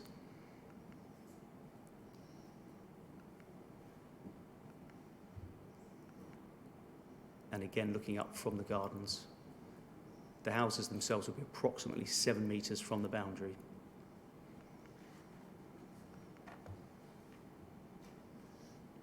Okay. The applicant has submitted this drawing showing a 25-degree line. Mid-Suffolk has no adopted guidance that's up to date about amenity issues. It's a general common sense consideration about whether we think it's acceptable or not. The applicant here is quoted what looks like the BRE, which is the Building Research Establishment Guidance, taking a 25-degree line from a midpoint of a window.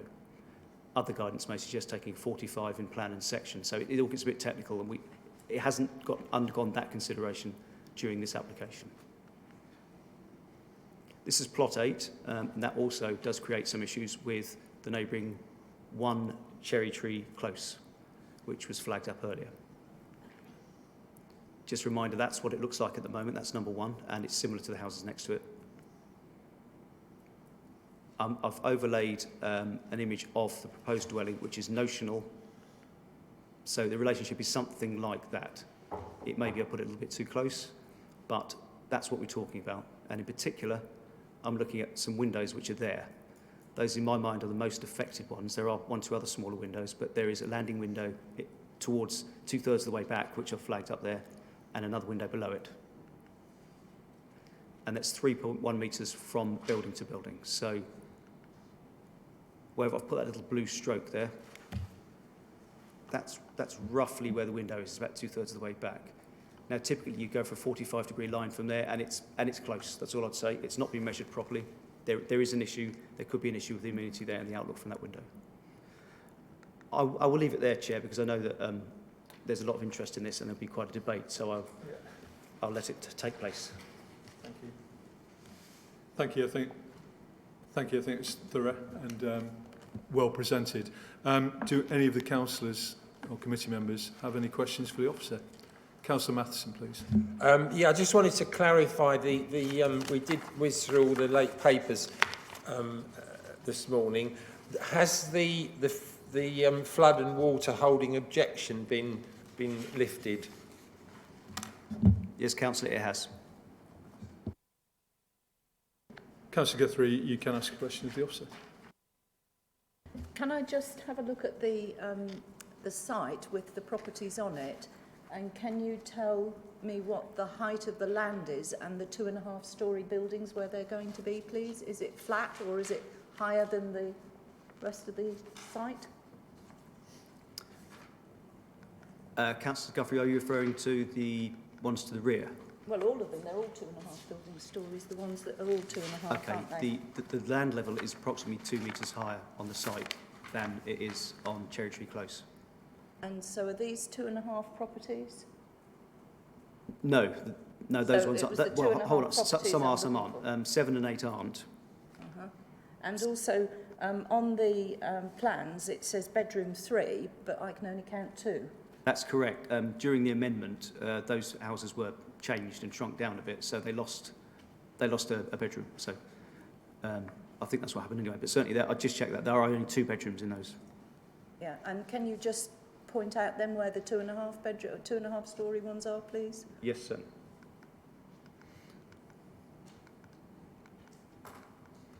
Eventually.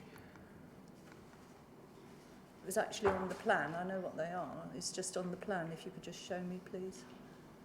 Well, plot 1 is. Yeah, Plot 2 and 3 are. right. And I think, yeah, and then 8. 1, 2, 3 and 8. 1, 2, 3 and 8 Yeah. are all 2.5. Yes. And they're on the rising land. Yeah, thank you. Well, 8 is actually on the lower part of the site, although the land is rising there as well. Yeah, thank you. Do you have any more questions, Councillor Field? The officer mentioned the windows on that existing property. You mentioned the first floor window was a landing window. The ground floor window is what? From the letter I received from the objector and their agent, I believe it to be a kitchen window, which means it's a habitable room, so it has to be considered. Thank you. Just a question on slide 12, plots 2 and 3. It says proposed ground floor plan. The second drawing says proposed first floor plan, and the third drawing says proposed first floor plan. Is that an error, or does it have 2 first floors? That was slide 12, was it? Slide 12. Yeah.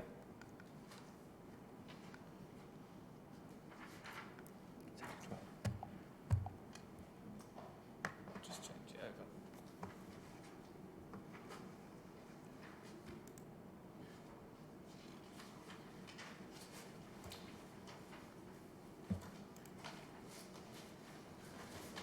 Sorry, Councillor.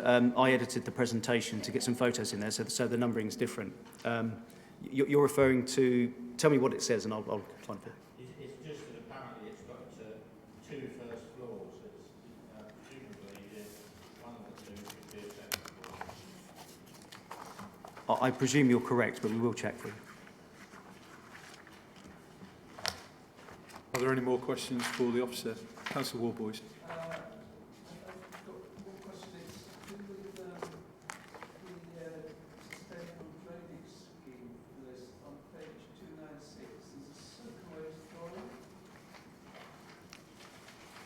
I'm sorry, Councillor, I can't hear you.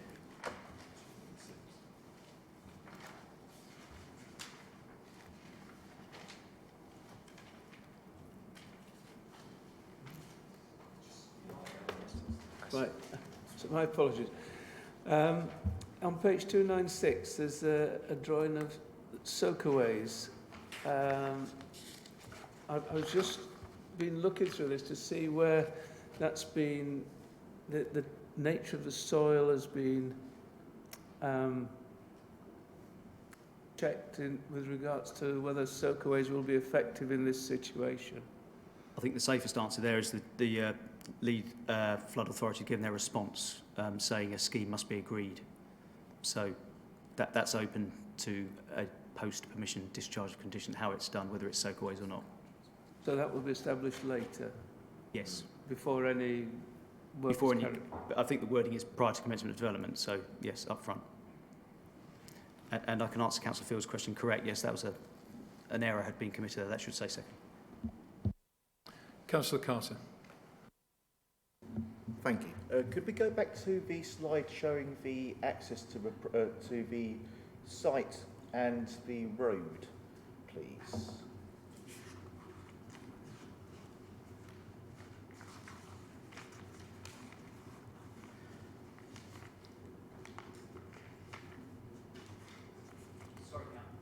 Sorry, Councillor, you said the access to the site and... From the road, looking up to the, going up to a path. A photograph. A photograph, yes, please.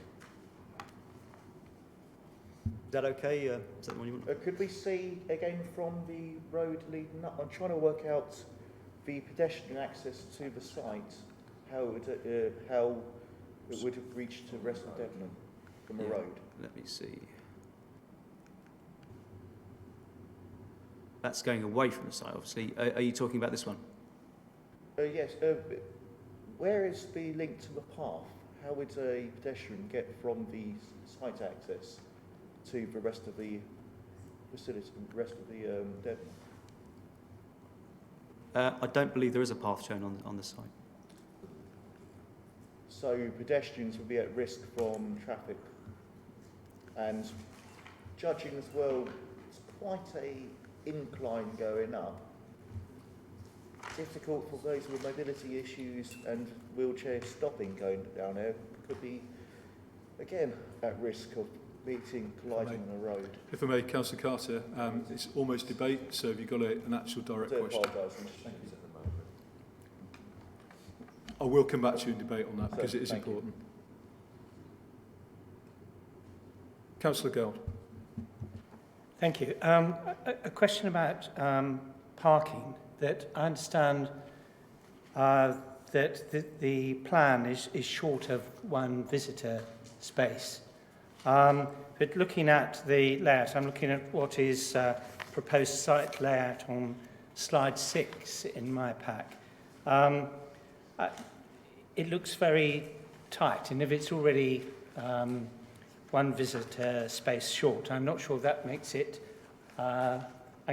uncompliant with policy. But it wouldn't take much to completely block that site, would it?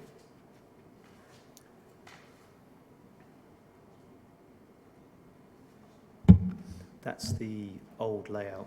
Just I think it's the next slide for the new layout. Okay, so Councillor, you're asking about provision of an extra space. Is the site policy compliant in terms of parking? That's question. It's got two per dwelling. Your question's about visitor parking. You'd probably want to have 25% provision, so you'd probably want 2 visitor spaces. So if there's only one, then it's deficient by 1. Thank you. Any other questions for the officer? Councillor Matheson. Yeah, the neighbourhood plan, could you get back the slide? There was one slide near the beginning of the presentation which showed the neighbourhood plan. And I must say I attempted to download the neighbourhood plan, but unfortunately the technology didn't want to cooperate. And there is a question there that are we going to put something from the neighbourhood plan into the pack of papers? Now we're starting to move to a point where we're getting numbers of applications with villages with neighbourhood plans. Councillor Matheson, it's outside of this actually, it's been debated at other meetings, so to answer your question, you'll see an improvement in the future. Have you got a question relating to this particular application? In that case, Councillor Carter.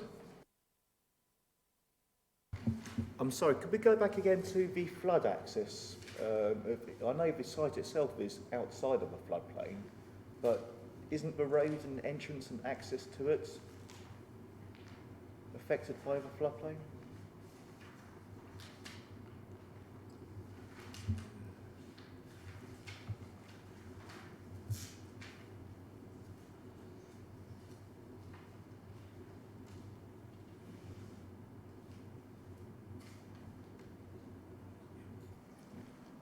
Stand you. Mark, I'll just hand over to you. Right, so I assume this is the most up-to-date Debenham floodplain map, and ultimately you are right, the floodplain does cover the road in respect of the frontage of the site. Obviously that's in respect of the existing situation to a number of properties along that stretch. If you were to go around the corner, you would also see Low Road, I think it is, that runs along that point, is also contained within the floodplain.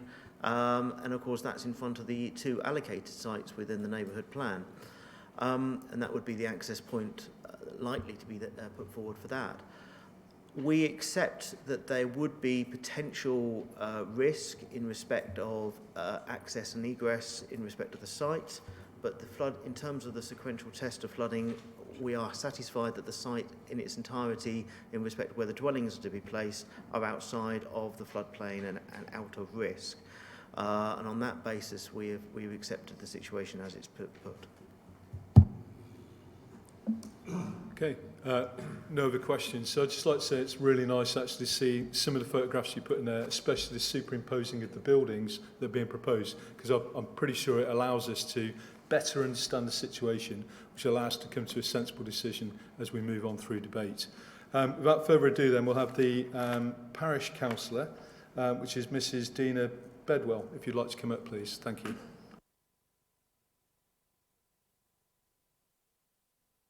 Mr Bedwell, you have 3 minutes from the start. Okay, thank you.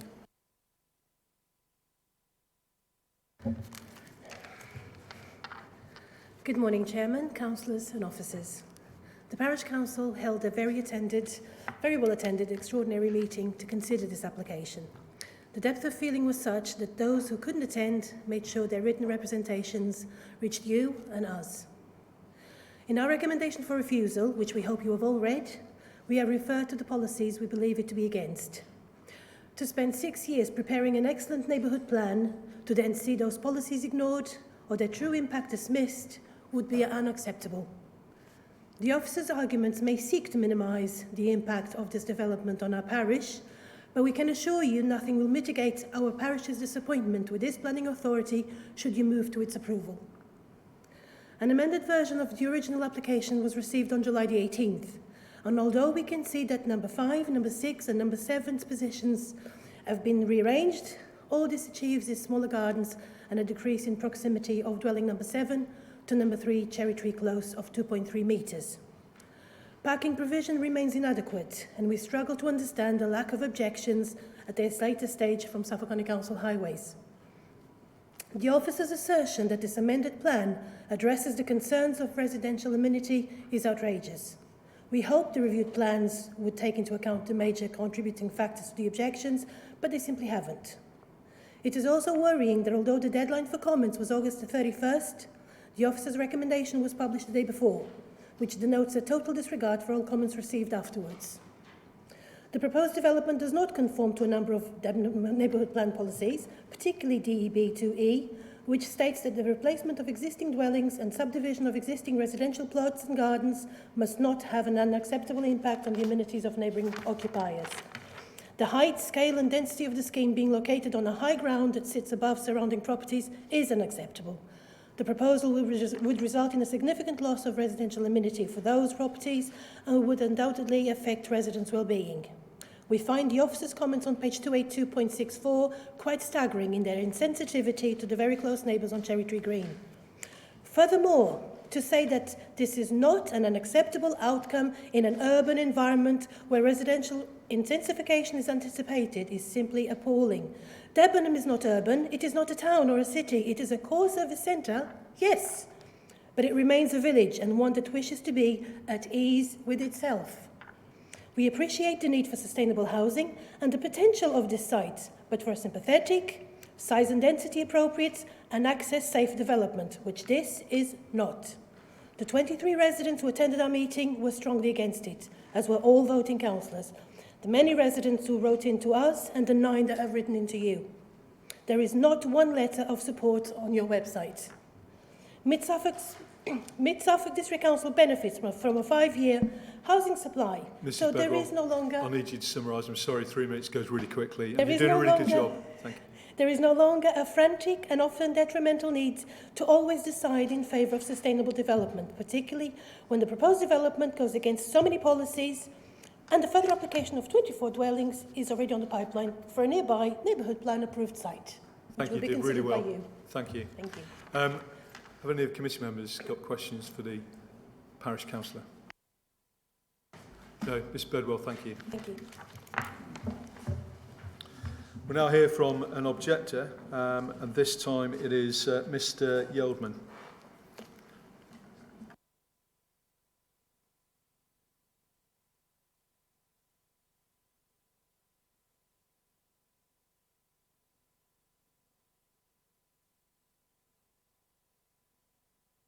Mr Yeldman, good morning, and again you have 3 minutes. It's not long, so I know. Thank you.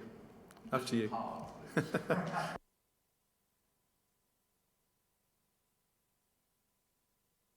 Yeah, button on the right, I think. That the planning officer has recommended this amended proposal, complete with all its errors. The coping on our wall is not the boundary, it is the fence line as marked on the developer's plan. The poor report is patronising and dismissive of our detailed comments, the parish council and the neighbourhood plan. It fails to reflect our concerns adequately. Movement of plots 6 and 7 by 2.3 metres and the deletion of a garage does not address our amenity concerns. Plot 8 is outrageous. It will negatively affect one cherry tree by overshadowing the rear garden and blocking sunlight through the side elevation. The proximity of a 9-metre high blank wall will feel oppressive and enclosing, preventing the resident from enjoying her amenity. A similar proposal, I believe, adjacent to 12 Ipswich Road was turned down about 4 years ago. What has changed? No statute says that every square inch of space must be covered by development. Efficiency does not dictate so many houses crammed in that parking and front gardens are inadequate. There are no green lungs, unlike the houses on Ipswich Road, Cherry Tree Close and Deben Rise, because plots 2, 3, 4 and 6 are all road or parking space. The vista will not soften over time, it's concrete. It is ridiculous to contend that this vista is better than Cherry Tree Close. Each has a garage and the ability to park 3 cars if necessary, but are surrounded by good-sized front gardens. Technical densities are not important. 8 buildings in this small enclosed area will have a catastrophic effect on our residential amenity. Some dwellings are 2.5 stories. They may be of similar height to Cherry Tree Close, but they will tower over them because the site sits 2 metres higher. This is dismissed, saying the landscape will absorb them. It will not. They will dominate the occupants of Cherry Tree Close, 12 Ipswich Road, whose concerns of windows looking into their garden has not been addressed either. Their height means that windows of plots 4, 5, 6 and 7 will look into the gardens and rear windows of Deben Rise. Their combined mass will affect rights to light enjoyed by Deben Rise residents since 1997. Privacy invaded because the elevated site permits direct view down into the gardens of Cherry Tree Close, and an adult is on a direct level to look straight into our bedroom windows. The report says our outlook will change, but it is not unacceptable. Wrong. Lives ruined. The mental and physical health of all local residents will be negatively affected during construction, after completion, and of the proposed development. Discussion of sustainability, environmental issues of noise, pollution, pedestrians, etc. is inadequate. The Human Rights Act states that a person has the right to peaceful enjoyment of all their possessions, including their home and other land. It continues that a person has substantive right to respect for their private and family life. Mr. Yeldman, if The you could just council, summarise, please. okay, the council has the responsibility to uphold the Human Rights Act, and we strongly believe our rights as stated would be infringed if this development was approved. It's gross overdevelopment, tall buildings based on greed and not suitable. Residential amenities Mr. Yeldman, ruined by afraid density. that's it. That's the 3 We minutes. urge rejection. That's 3 I'm minutes. sorry, I had to put in a bit to That's correct your officer's incorrect information. That's supposition. That's the end of your point. Sorry, It's 3 minutes. That's it, sir. Yes, but he That's just it, said sir. the boundary is, and it Sir, is not. That's it. You've had your say.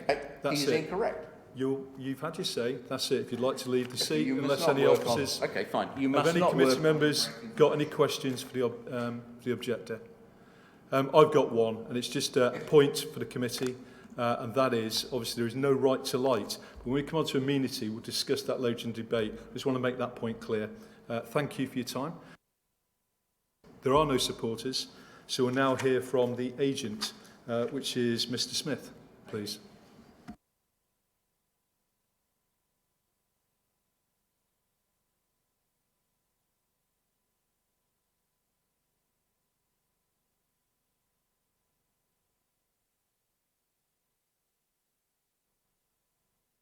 Yeah, Ms Smith, it's the button on the right, I believe. You have 3 minutes, and I will allow you to summarise towards the end of that 3 minutes. Thank you. Okay, well, my name is David Smith. I'm the Regional Director at Ellswood Homes for East Anglia. I'd like to take this opportunity to thank the Chairman and the Committee for giving me the opportunity to speak and present the scheme on behalf of Ellswood Homes. From the outset of our design, we have sought to deliver a scheme that makes efficient use of the site, considers local and national planning policies and the aspirations of Debenham's neighbourhood plan. A fundamental part of our design brief was to deliver a scheme that adds positively to the character of the area. In particular, we made a conscious effort to introduce a dwelling to the frontage of Ipswich Road, Unit 8, that repairs the street scene of an otherwise uncharacteristic toothless gap that resulted from the development of Cherry Tree Close. The scale and height of the design of the frontage unit was carefully considered to respond to the gable-fronted forms prevalent on Cherry Tree Close and to ensure that the variation in roof height, so characteristic of Debenham Village, was achieved.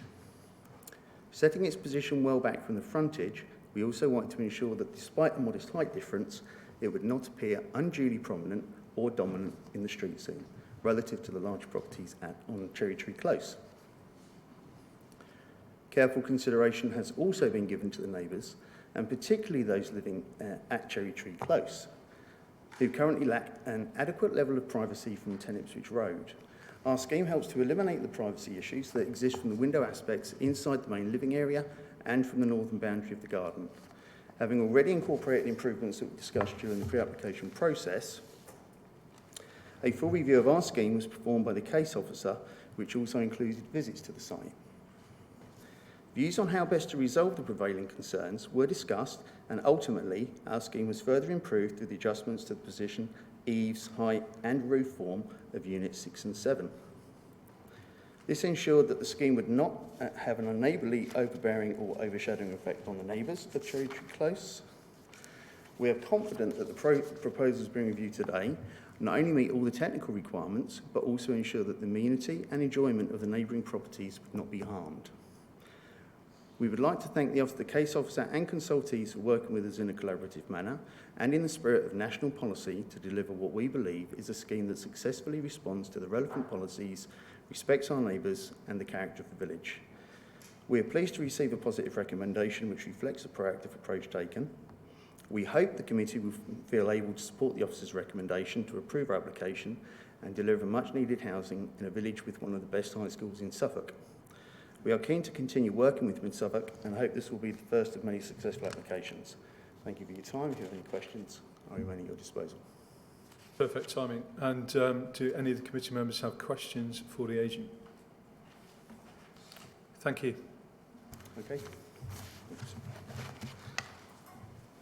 Next person to speak will be the ward member, which is Councillor Guthrie. Thank you very much indeed, Chair.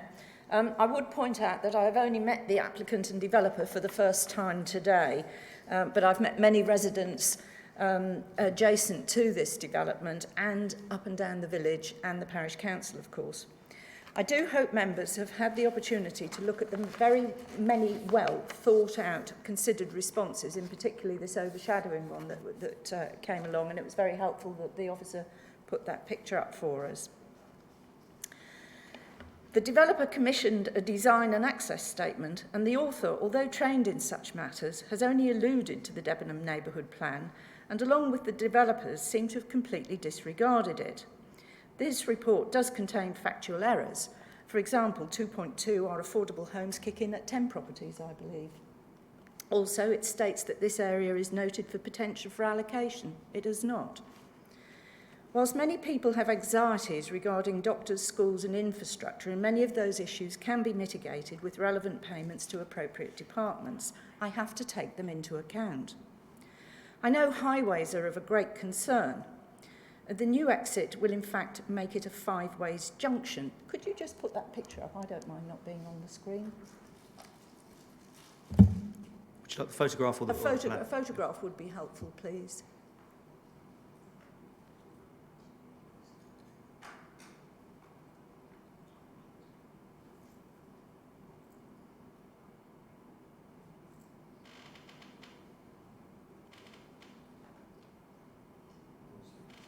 Is there one that's sort of coming this way at all or not? If not, that will do for the time being. One that shows...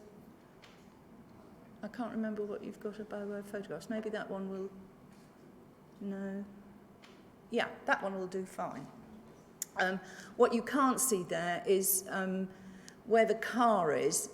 What I was going to say is that this will put a 5-way junction on it. So the junction to the right, the road to the left is the proposed new exit, and then there's a curve of grass and then into Cherry Tree Rise. Stop there, please. So just bear that in mind. So it's a 30-mile-an-hour stretch of road with good visibility, and the number of lorries and farm vehicles travelling to Kenton, which is anchor storage, turn on that junction slowly, and there is good visibility.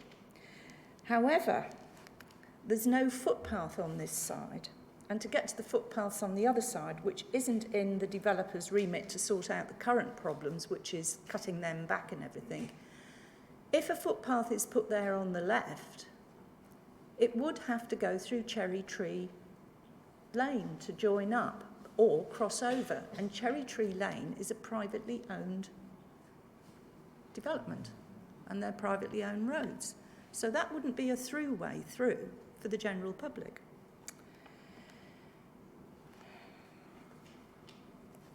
Turning back to the Debenham Neighbourhood Plan, together with Policy H16 and the Design and Access Statement, the development should take into account the landscape, and while supportive of replacement of existing dwellings, any development should not unacceptably impact on neighbour amenity, and particularly the landscape. You might like to focus on page 282, 6.1, 6.2 and 6.3. As a result of the original plans towering above the gardens at numbers 2 and 3 Cherry Tree Lane, and further discussions with the applicant and the planner, and my call-in request, the garage at plot 7 was removed and car parking put in this space, and the house moved further away, and redesigned roof put in place in an attempt to mitigate overshadowing, and permitted development rights have been removed from these properties. It does alleviate some of the enclosure aspect of it. However, if one stands in bedroom of number 3, one would expect to get changed and showered without meeting the eyeballs of the neighbour who chooses to look in. You might think I'm exaggerating, but because of the topography of the land, the gardens at plots 4 and 5 are approximately 8.1 foot higher than the patio garden of number 3. So if you could put that up, please. And probably all the others in Cherry Tree Lane, 6 and 7, going further up the new plots, are slightly lower. If you plant trees, the light would be compromised, so we need to stop any hedges. And that small fence that you see is knee-high, and that is the height of the land where people can then just look over and into the gardens of these at Cherry Tree Lane. Moving to the newly designed houses on plots 6 and 7, Whilst these were previously of a hip roof design, they now seem to be a conventional roof shape, but again, attention to detail. The plans show bedroom 3, and we've already heard that there is one missing, but it's just a fault. I know the residents of Deben Rise are unhappy, and there is an element of an estate-type location, and unfortunately gardens do back onto such properties, and whilst gardens plural behind might not have previously been there, there was certainly a garden, albeit owned by an elderly lady. So there now would seem to be overlooking from the properties that are going to be there. However, because of the topography of the land and previously a bungalow and a large garden, one can see the mileage into referring to the Debenham neighbourhood plan requesting bungalows which would avoid this overlooking. There is also a mention of parking on the front gardens, but I'm mindful that it is a consideration, and I do know the inspector at review of the Debenham neighbourhood plan asked the words prevent parking there would be replaced by resist. So we will resist it. And besides, there's only one visitor parking space. Plots 1 and 2 and 3 other affected residents at number 12 Ipswich Road. Plot 1, for some reason, has been designed as a 3-storey dwelling, although they tell us it's 2.5. And I come back to the design and access statement advising they have read the Debenham neighbourhood plan, specifically states no more than 2 storeys, and that roof accommodation will only be permitted in keeping with the surroundings. Again, the proposed plot is higher land and is not in keeping with the surroundings. In addition, there will be a large window on the 3rd floor master bedroom overlooking the garden of number 12. Again, plots 2 and 3 design are of a 3-storey nature and will impinge on the amenity of number 12 Ipswich Road, and again, not in keeping with the area. So we come to the final plot 8. What can I say? The road is a lot narrower than it looks in the photographs, and the current view of Ipswich Road as one approaches Debenham is one of openness and well thought out lead into Debenham. The Cherry Tree Lane development has houses set back from their service road with planting of trees and grasses. Cars visiting those properties generally drive into the driveways of those properties, where you can easily accommodate 3 or 4 cars, so there's no need to park on the front there. The proposals at plot 8 is to squeeze it next to the property of 1 Cherry Tree Lane, not only blocking the windows of that property, but enclosing her patio garden into a prison cell.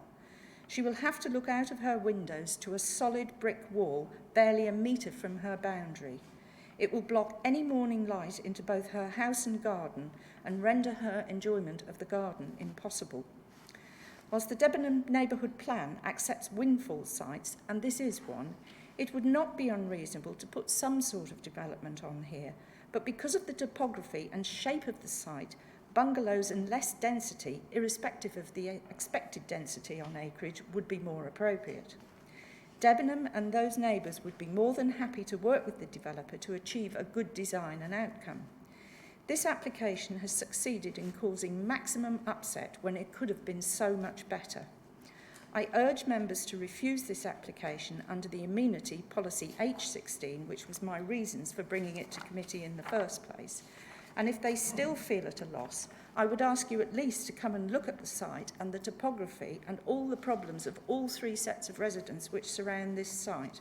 If you don't, then neighbourhood plans would have just been a complete waste of time, and mine too. Councillor Guthrie, thank you. Do committee members have any questions for the ward member? No? Yeah, Councillor Richardson.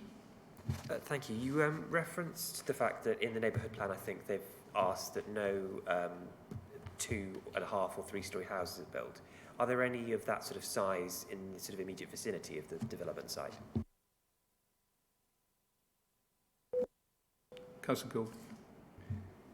Thanks. Councillor Guthrie, you said that this today was the first time you'd met the developer. With such a sensitive site, one might have expected the developer to have engaged with the parish council, the community. Was there any such engagement? I'm not sure whether there was any discussion, but I do know that, I now know that the developer appeared at a parish council meeting, but nothing was said, and I certainly haven't been approached. And they do actually, I think, live on site again. I'm making suppositions because I don't know. No other questions? Councillor Guthrie, thank you. You may as well stay there. We've heard from objectors, we've heard from the agent, we've heard from the parish council and ward member, and now it's time for debate. So who'd like to open the debate? Councillor Matheson. Yeah, when I looked at this, I thought, years ago we'd have looked at this and said, oh, it's backland development, that's not right, and chucked it out. But things have moved on quite a bit from that, and so we do see quite a few things like this now. But I think the accumulation of unsatisfactory aspects is just too great to accept, really. I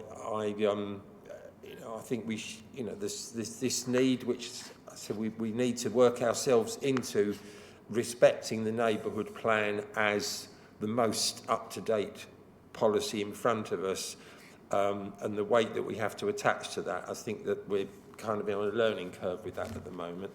But apart from the backland, I think the height of the extra 2 metres of the land and the 2.5 storey dwellings, which was four out of the 8, that's not sensitively using the site. In addition, I think this is a key service centre, Debenham. It's a sustainable location, and to then look at something where, unfortunately, there is not safe means of walking to the village centre is incredibly frustrating. That it's not in front of us. Whether it's deliverable or not is another issue. I think that the overlooking and proximity of plot 8 is unacceptable, and it was interesting that the board member drew particular attention to the junction that's been created, which I must say, hadn't kind of come out in the papers at all. So I think taking all those together, I'm going to put a proposal to refuse on the table now. Thank you. I need a positive reason for that proposal for refusal. Yeah, we'll take it now. Actually. Yeah, I think the lack of a sustainable access into the village centre is one, and I think the overdevelopment. Councillor Matheson, so we don't lose that point. It's an important point. I'd just like the officer to come in on that, just to give a bit of clarity. I understand there is a footpath on the opposite side of the road. I don't know if you've got the photos to that effect, but essentially that leads you right into the village. I appreciate there's not a footpath on the near side in respect of the development, but it's just a crossing in order to get to that footpath. To solely base a reason for refusal on that issue alone would be exceedingly weak, and I don't think an inspector really would give that much regard, but I'm just giving you that cautious view, given the availability of the footpath on the opposite side of the road. Councillor Matheson. Thank you. Yeah, so I think I have to unfortunately disregard the junction point because it's not supported by county highways. But I think the height of the properties on the rising land, I think that is pretty central to the loss of amenity that's being produced, and similarly with the plot 8 situation, there's an unreasonable loss of amenity there. So I think those are the reasons that I would put forward for refusal. Thank you. It's quite clear. Just to put a little balance and a little bit of depth to this, the parish council within the report actually accepts that some development could take place on that site. So it is within their plan. However, they do talk about it being the right height, scale, numbers to reduce distress to neighbouring properties, which is, I think, is your point. are we talking about height in terms of effect on amenity or height on character of the area? Yeah, so clarity. So the way I understand it is the height has an issue on amenity, especially with number 8, and it's only 3.1 metres away from the property at number 1 Cherry Tree. So it's a loss of amenity to that property. And actually... So the property's at the back? Or the yeah, at the back. Right. And also, actually, a loss of the property that's going to be built there, amenity-wise, it's just the same. And I think also properties 6 and 7 affects the amenities of the properties adjacent to it in Cherry Tree. So there's 3 properties that are adversely affected amenity-wise from the height of these buildings on the elevated position of 2 metres. And I think that's an important point. Councillor Gould. My mistake. Do we have a seconder? Councillor Carter. Yes, I second that on the same reasons as given. I do again have to say again very restricted access. That may be just a crossing, but for any one of the accessibility issues, that is quite a dangerous proposition. So, and also I second it on. We have to bear in mind the flood restriction again.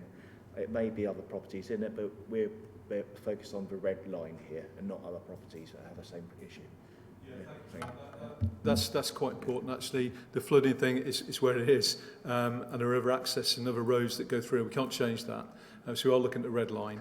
I accept the point you made about the disability access. It's arguable, and I don't know the answers to that, to be honest with you, to whether to support that or not. But it's a valid point. Councillor Gale. Thank you. I can see that this is a site which may be appropriate for development, and indeed that's recognised within the Debenham Neighbourhood Plan. However, this scheme kind of challenges one to find merit, really. And plot 8 just seems deeply inappropriate, but particularly so because of its impact on the other properties. I'm concerned about the lack of provision for parking, given the layout of the site, and it's common to see congestion and blockage in small developments such as that. The obviously things in terms of considering what may be appropriate for the site. I think what is being said by the parish council and the neighbourhood plan, given the topography, seems right in terms of appropriate for bungalows. But the proposal as presented, I will be voting against acceptance for the reasons stated. Thank you. Any other debate points? Councillor Field.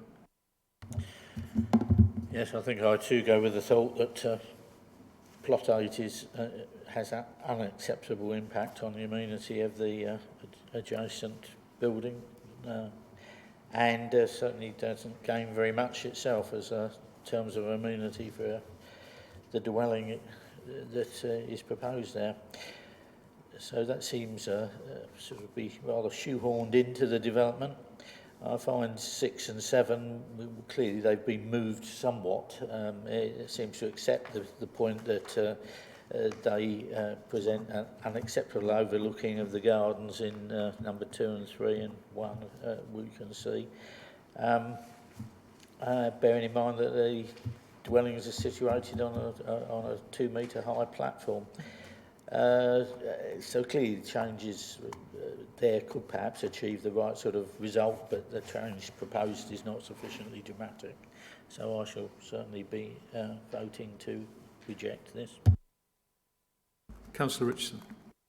Thank you. I'm going to be very brief. I agree with much of what's already been said, I think. But the one additional point I'd like to make is just to express my disappointment at the fact that several aspects of this proposal contradict what Debenham's neighbourhood plan has actually specified. So it's not a site that they've identified. They've explicitly said they want no properties above 2 stories. And so I do actually have a lot of sympathy with the idea of, well, if you're going to go to the trouble of creating a neighbourhood plan, what's the point if planning committee is just going to ignore it? And I completely agree that I think plots 6, 7 and 8 have a significantly harmful impact on the amenity from the adjacent properties. And so, and in addition, the 2.5-storey houses seem to be out of character with, or out of keeping with the local character. So on that basis, I'm going to oppose as well.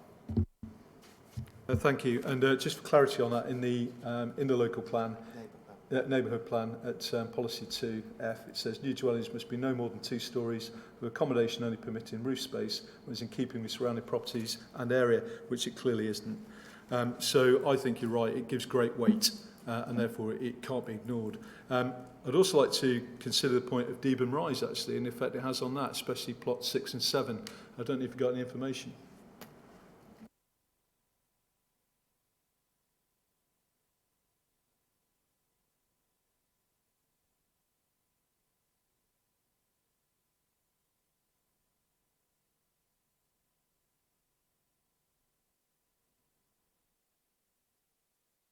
While we're waiting for that, obviously I'm still part of the debate. I agree with most of the comments that have been made. Plot 8, 3.1 metres for another property, it's always there on elevated ground. Seems a little bit odd to me. Plot 6 and 7, that's imposed and affects the amenity on Cherry Tree Close, and it might be also Deben Rise. We'll just check that now. Thanks, Chair. This was considered on site. The one that I flagged up was the one you can see there, and I got the developer to change it so that there's a side window rather than a rear window, so there wouldn't be looking straight into their garden. And further along, I didn't deem it to be an issue. But if members are going with a refusal, a reason for refusal being loss of privacy and loss of light, then things can be fleshed out. So it's not loss of light, it's loss of amenity, and a privacy issue is a factor as well. Yeah, it's not loss of light because there's no right to that. And I think it was quite clear in the proposal.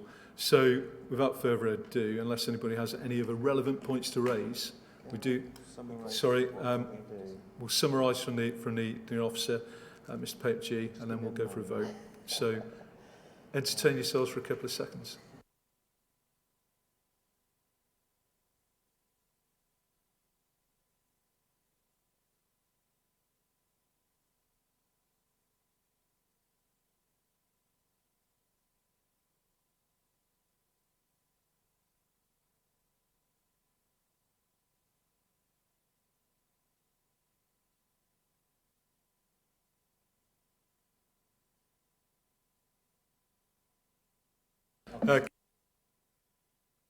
Councillors, it's not time for debate.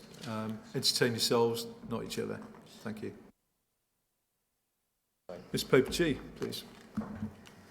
Thank you. So obviously I've been listening to what everybody said, and I've obviously taken a lead from the proposer of the motion to refuse the application. If I may suggest that this would be approximately the refusal that we'd be talking about. The development, if approved, would result in significant loss of amenity and light and would be overbearing and intrusive impact from plot 8 to number 1 Cherry Tree Close. In addition, the developments of plot 1 to 7 would be overbearing, read my own writing, overbearing and harm amenity to the residents of Cherry Tree Close. I don't know if you want to include Deben Rise as well in that context, given the height of the development on the top. Councillor Matheson, your comment? Yeah, I'm not sure. I'd want to look at that a little bit more. I think the other reason that I think Mr. Papengy might consider is the conflict with the neighbourhood plan, which occurs at. Well, let me come to that. So I'll leave Deben Rise off for a second. Yes. And then we move on to saying that, therefore, in conclusion, it's contrary to the local plan policy H16, GP1, H3, and the neighbourhood plan policy DEB2, which talks about appropriate housing, and that picks up on the amenity issues of new housing.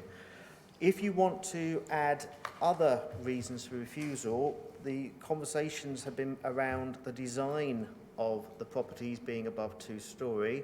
That is in conflict, perhaps in your view, to DEB2 of the neighbourhood plan, but I would separate that as a separate reason for refusal because we're talking about a design aspect and whether it's in keeping with the area. And a further consideration that people have been making has been the sufficient parking issue. Now, I've just had a quick look at the Suffolk advisory parking standards, and it is correct in terms of the development of this size should have 2 visitor spaces. We only have 1 visitor space. I will say that's a fairly, if it was the only reason for refusal, that's fairly weak, Yes. but in conjunction with others, there is a point to make that the visitor parking could be picked up as being contrary to the Suffolk advisory guidance, and would risk poor parking to the character and amenity of the area. If you wish to add any of those, please feel Councillor free. Matheson. I think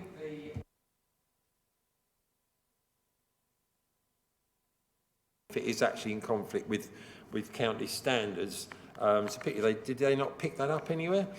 And I'm struggling, unfortunately, to find a plan which tells me which close is which, and I haven't quite got my head round the geography of Debenham there, so I can't really comment on whether we should be including both closes in the amenity loss. We'll get the map up, but it's the road just to the north.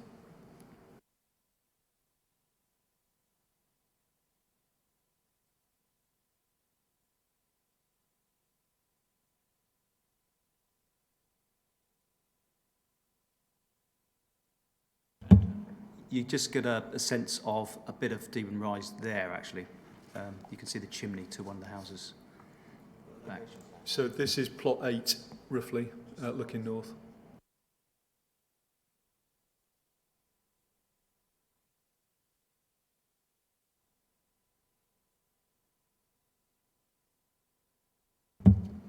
Deben Close to the North Council, northwest.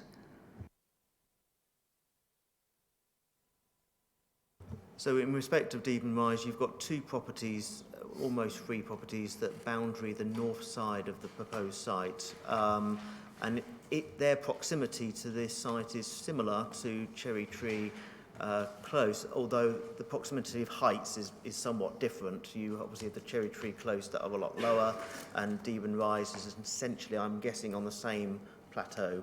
But in terms of the 2.5-storey and your overlooking harm issues, given the orientation of plots 1 to 7, they would actually have potentially more impact on Deben Rise in some circumstances than Cherry Tree, given the orientation of the buildings.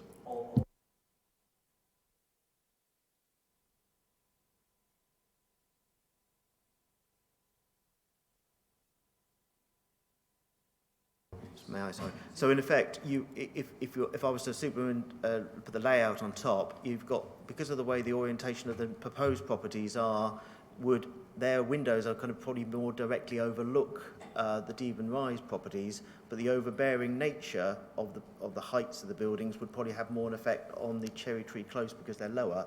So you've got 2 different types of amenity issues being played out between the north and the east boundary. So, well, it sounds as if, so I think it sounds as if if they are also slightly different in the way you describe them, we probably should include both of those points on amenity. I mean, I'm conscious of that we're always encouraged to not throw the whole baby in the bath. No, not the baby in the bath, but not to throw too many different things at it. Only the strong cases and the strong arguments, but as it's all supporting the same point of amenity, then perhaps we should. We'll just do a final summary and then we're going to go for the vote. So from what we're saying, we're not picking up on the design aspect of the 2-storey properties. That's been...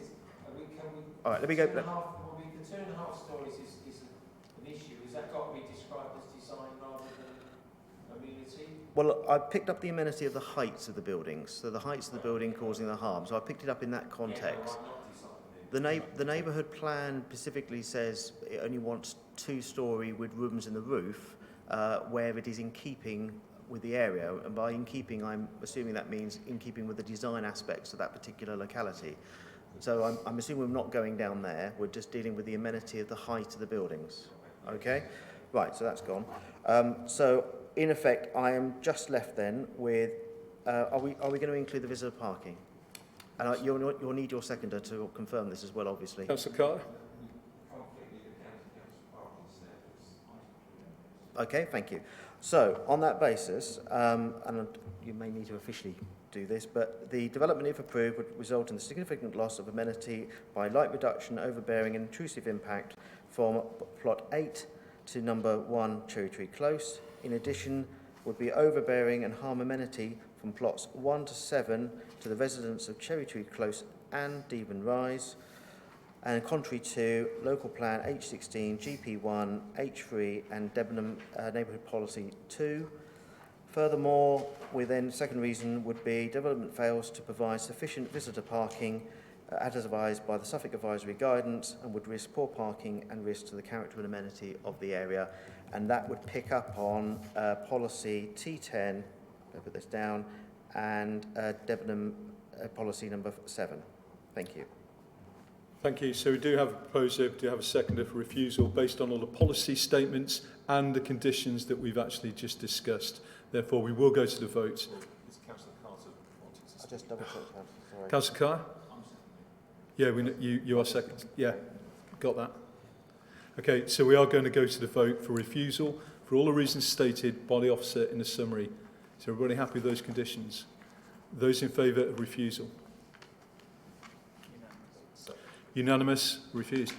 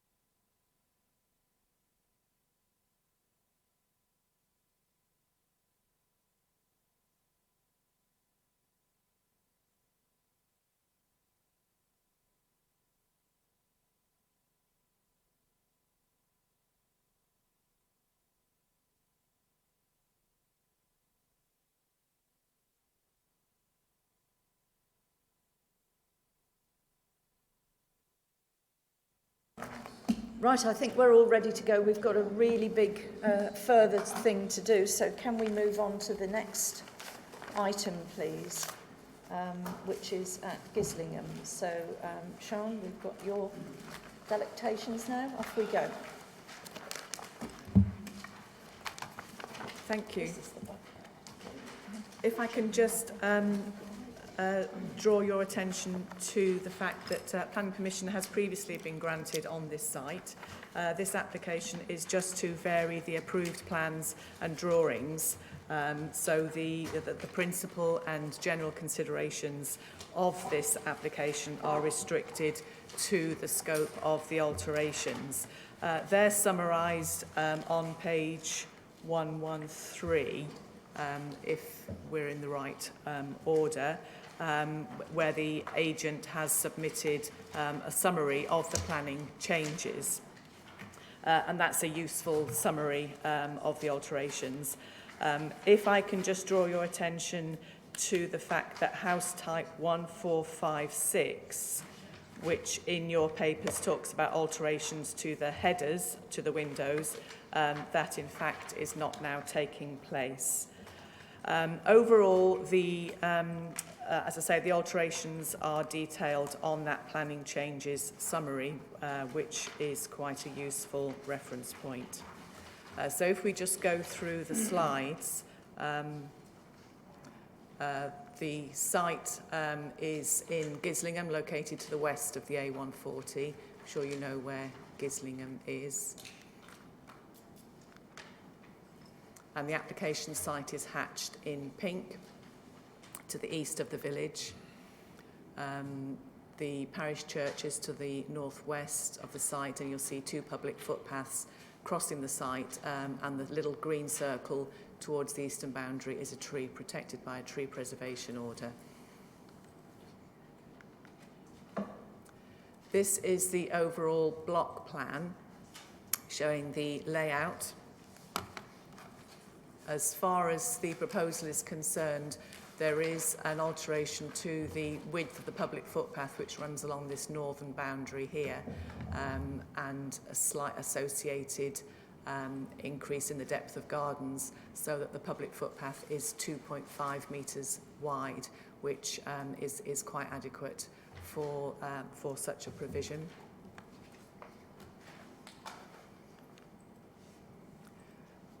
Again, we've got some block plans which show the relevant house types. Each house in this application is now proposed to be fitted with an air source heat pump. In various locations, they are shown to the rear or the side of the properties. Comments from the Environmental Health Officer refer to that aspect of the proposal.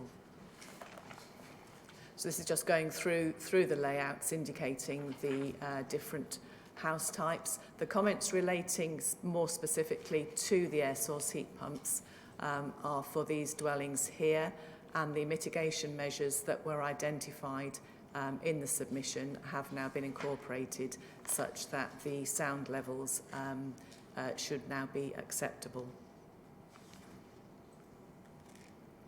This again just shows the footpath to the northwest of the site surrounding development. The street elevations, which summarise the alterations, summarised on this slide. And then I think I barely need to go through the elevations really. The summary of changes does indicate that some of the house types are having false chimneys removed. Others, there are slight alterations to the fenestration. So this is as proposed. This elevation shows splayed chimney here.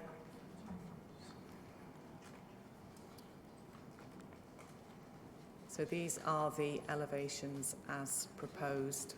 I do have some photographs coming up which will show that some of the houses are under construction to give you an idea of the alterations that are part of this application. The garages, for example, some of the garage doors are removed from the side elevation such that they're now both on the rear elevation. The nature of this application is for fairly minor amendments. That's the summary of changes. It's difficult to read there, but members have got that in their papers.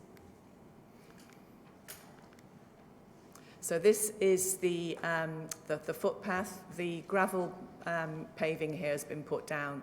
It's quite near the marketing suite, so it's not this isn't the final arrangement. These are the rear fences to the dwellings adjacent to the site. So this is not the final width, but the width proposed is 2.5 metres, which is probably more or less what that is at the moment. And moving slightly further down the site, you can see dwellings under construction. This slide just shows where the splayed chimney is proposed as one of the alterations. On this house type, previously there was a little leaded window detail above these windows. That's now been removed. These are the splayed window heads which were proposed to be altered but are now being kept as constructed.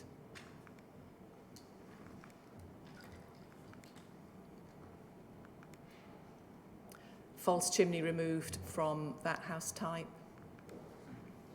This shows the alteration to every front door. As approved, it had a square rather than a diamond pane, so it's a very small detail. And there's an alteration to the brickwork around the front door on this particular house type. This is actually the show house at the moment, and the fencing here has been repositioned to accommodate the air source heat pump. Finial has been removed from the porch. There was a finial hanging down above the front door. Air source heat pump, so that's the standard type for each dwelling, but on that particular dwelling it's on the side elevation. very small alterations to window positions and rainwater pipes. This is the marketing suite, which would have standard double garage doors when it no longer serves this particular purpose. And to the rear, you can see that there would also be a garage door in that, a personnel door in that location. And the door type shown there is now what is proposed for the rear of each dwelling. It was previously a boarded door. So in a summary, there's little to take into consideration. It's minor alterations. It's brought to members because the permission is for more than 5 dwellings. So it's a major application in those terms, although considerations are of a minor nature. The Parish Council raised a question of surface water disposal and flooding on the site. You will see in the terms of the planning history that various conditions have been discharged, and that includes a surface water scheme, and the development needs to be carried out in accordance with that approved scheme. So at this stage, it's either a matter perhaps for enforcement to look into, or it may be that as the scheme is still under construction, they haven't put all the surface water drainage in, but that's not for consideration as part of this application. On the front page, the recommendation, I apologise, didn't get completed properly, but the recommendation on the front page should have had various sections deleted such that it's grant permission with conditions, which is as identified in the conclusion. Any outstanding conditions from the previous permission would be carried forward, but in fact all the conditions have been discharged, so it's just a case of reiterating that those approved conditions, where necessary, should be carried out in accordance with the approval. So the recommendation is to grant permission with those conditions as appropriate.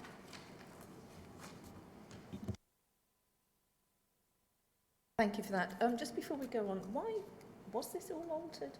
Have I missed something?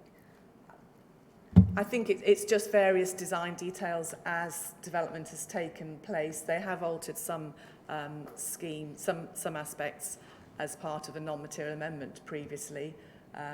They wanted to put air source heat pumps in. I think it's just the way that the design has evolved during construction and demand. Okay, thank you. Does anyone else have any questions? Councillor Gould and then Councillor. Just a question about, on page 83, about the size of the affordable homes. There was a comment from Strategic Housing that the affordable homes are not up to standard, being 2.6 square metres too small. There's an officer comment about the affordable dwellings are under construction association with Orbit Housing. I just wanted a view on whether there was an issue here or not, really. Essentially, the housing officer is referring to the national space standards, I suspect, and ultimately this doesn't comply with those, but we approved it previously not complying with those. What we've got in front of us at the moment is effectively a list of cosmetic changes to the external appearance of the buildings, the additional of air source heat pumps, and some slight minor layout changes in respect to the footpath. Because of the plants and the slight layout changes, we wouldn't normally put this through as a non-material amendment, but most of the cosmetic changes we probably would have done if it was just those. Unfortunately, because of the nature of the application, it's a major application, that's why it's before you, but effectively it really is just those minor changes that we're dealing with at this stage. It would be unreasonable, in your officer's opinion, to try and now go back on the sizes of the properties given the extent permission that's already being built. Any further questions? Councillor Field? Just a brief one about the heat pumps. Somewhat surprised that they're noisy. I wonder what the noise levels are now, because you refer to some tables but you haven't published them in any way. And what sort of noise reduction are they providing? Is it sort of fences around them or what? Yes, The technical report which was submitted recommended that there should be fences around some of the air source heat pumps where they're at the noisiest, and they have now been included as part of the application. So the reduction is now at acceptable levels, and they need to be conditioned that they would provide and retain the screen fences that make the noise levels acceptable. And do we know what the noise levels are, just for interest?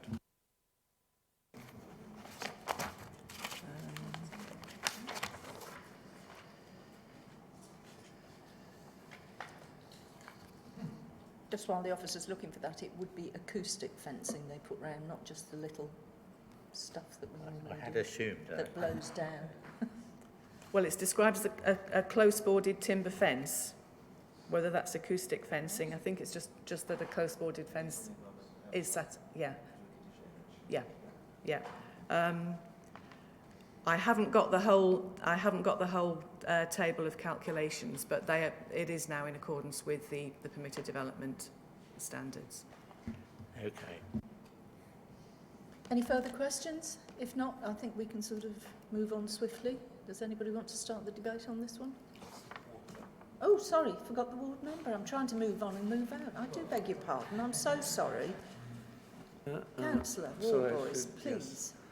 Yes.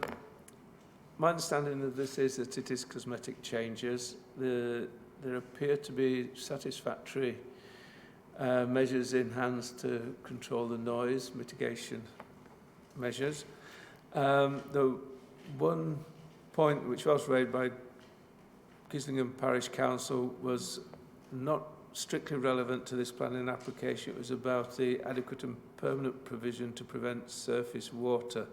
My understanding is now, thanks to the planning officer, that the surface water scheme has been submitted and approved, and its enforcement will be by Mid-Suffolk District Council. Yes. Thank you. Does anyone have any questions? Shall we try Councillor Richardson first and then... No, it wasn't questions, you were just moving on swiftly. Questions? Yeah, on that point just made, I mean, I picked up, was the Parish Council, the surface water and so on.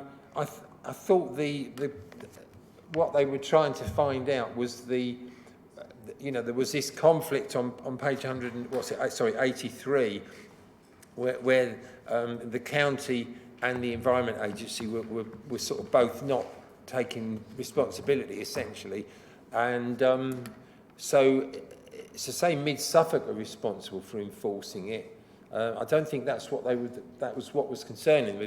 It was which flood authority was taking responsibility for this being right. We as a district authority, in respect of the conditions that we impose, are the enforcers of those conditions. So therefore, if the construction of the sustainable drainage is not in accordance with the plans that we have approved, then we would be looking to enforce that, and if they're breaching that condition, we would have to get them to resolve that point.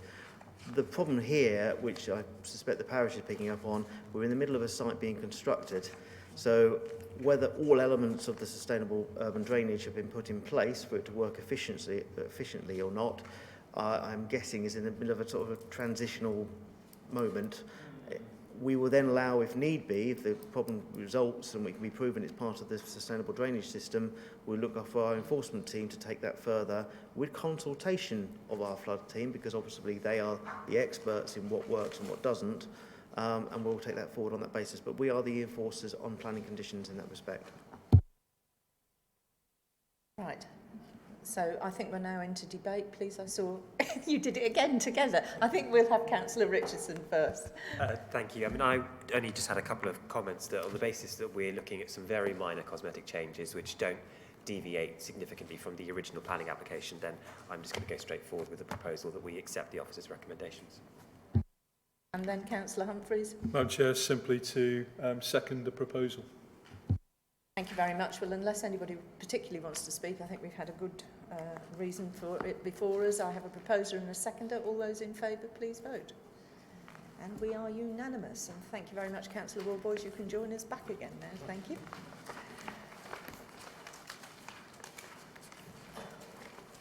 Keep going. Yep, so we're now on to, actually it's the Mark Russell Act for today, isn't it? Yeah, so the floor is yours for page 133 to 210, the Brahini Contractors Limited application. Thank you. Thank you, Chair. You say Brahini, I say Brahini. I don't know how you pronounce it. But anyway, it's that place. It's Florden Road, Creeting. Members may recall a hybrid permission from, actually some of you might not, because about 3 years ago when it came to committee, an application for full permission for a training facility at the engineering company and outline for 52 dwellings. So what you have before you today is the second of those.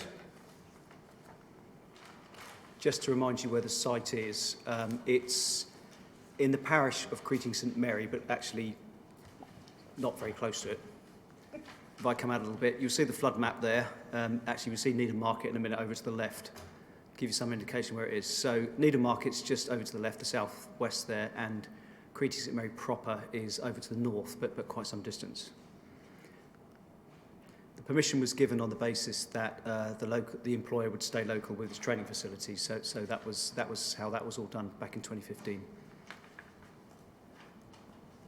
So it's the southern end of this. So southern end rather is where the training facility is. The northern end, which has got bits and pieces on it there, on this historic map, is now tabled for housing. This is the entrance, and basically it's going to be the same entrance for the houses as it is for the training facility. We'll see in a minute.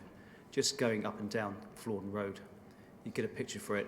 One or two of my library photographs were lost, so I've had to rely on Google for this, but I assure you this is what it still looks like along there.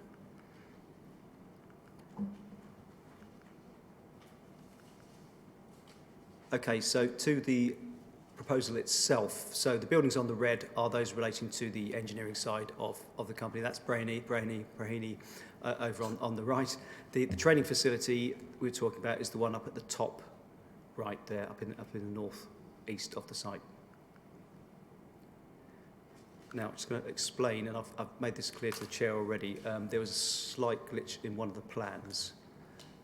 If you notice to the south east, just here, that was originally where the open space, that is where the open space is going to be. That's where it was going to be. It's just here, so it's changed. That's been the one change which wasn't reported, but it makes little difference to anything. It's just to make you aware of that.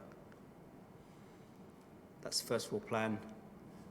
Again, same thing there, and the roof plan basically. So that's the layout. I'll show you some of the drawings. That's the proposed boundary treatment. And this is what they look like.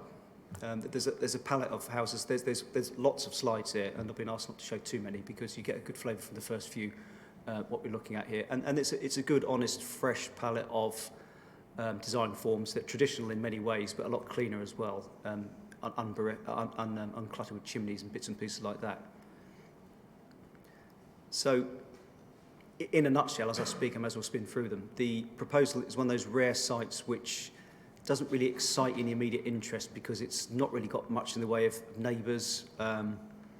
What it does have are issues which are ongoing about sewerage, possible flood issues, and that's pretty much it. Now, the flood issue, strangely enough, is actually part of a condition relating to the outline permission, which I'm still in discussion with the floods team about. The last conversation I had, they're reasonably happy, but I just want the sign-off for that condition, so I can just say everything's Jake. If it isn't, then they've got to come back with another layout, so it's in their interest to make sure they do that properly. Apart from that, Chair, it's fairly straightforward. It's 52 dwellings, as already allowed at outline, and I'll leave it there. And before I go to questions from the members, can you just confirm that this will, if you'll excuse the pun, wash its own face from sewerage and flooding, and it will not add to the current problem, which is outside this red line plan? That's the important section. Can you confirm that? There is an existing problem which has been flagged up by a neighbour, which we're aware of, which it's not the obligation of the applicant to sort out, but we want comfort from the sewerage and the water provider that it won't make it any worse. Yeah. If there's any indication it will, then we can't discharge that condition. and they can't build it out. Discharge it. Yes. Yeah, well, that's what I just want clarity for, because clearly, you know, the developer can't sort out a problem that's ongoing, but if it makes it worse, then we don't want to do that. Thank you. Questions? Any further questions? Councillor Hunt. Madam Chair, thank you. I might have missed it, I'm sorry if I did, and I can't see it in the report. Affordable housing, what's the percentage, if any? That was all done at outline, so I can dig out a figure for you, but it's not for here. It's already been decided at outline. Oh, okay, sorry. Yeah, fine. That's fine.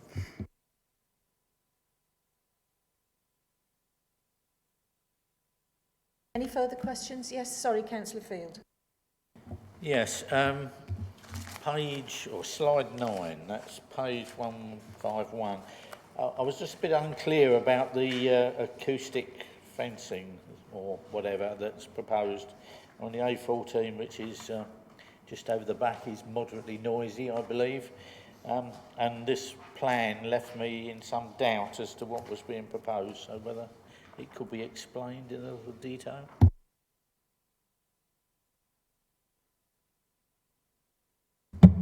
Yes, slide 151 has got details of the acoustic fencing. I think your question is probably, where's it going to go?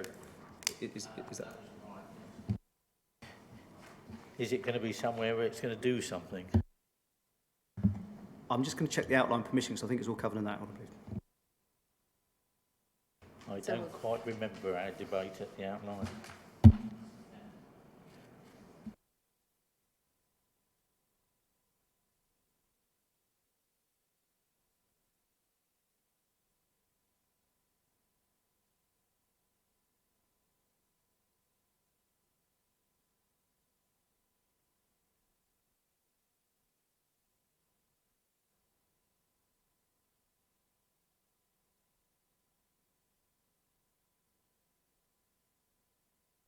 Well, it says there's one thing that says red brick wall and it's got a red line, and it says close boarded fence and that's a black line, and then there's a green line that says new retaining wall system.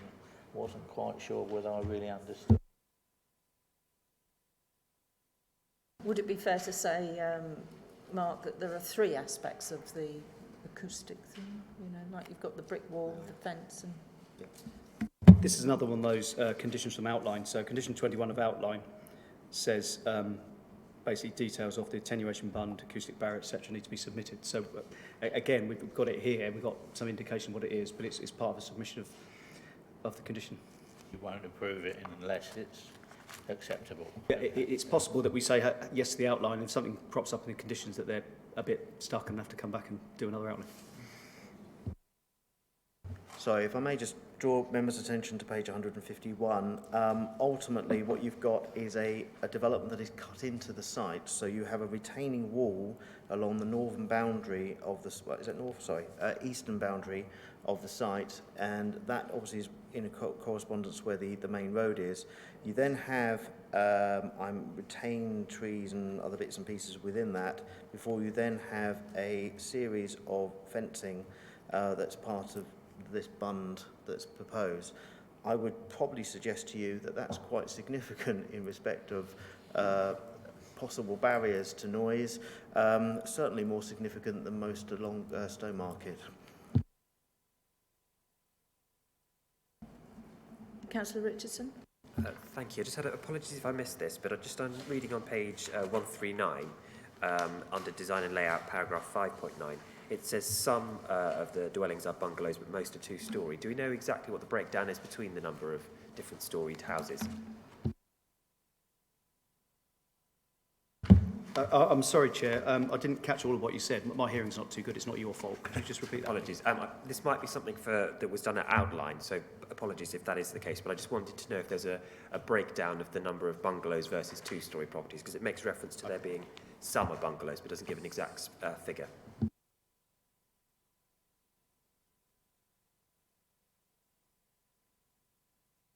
I mean, the short answer is yes, it's there somewhere. The longer answer is I'll dig it out for you.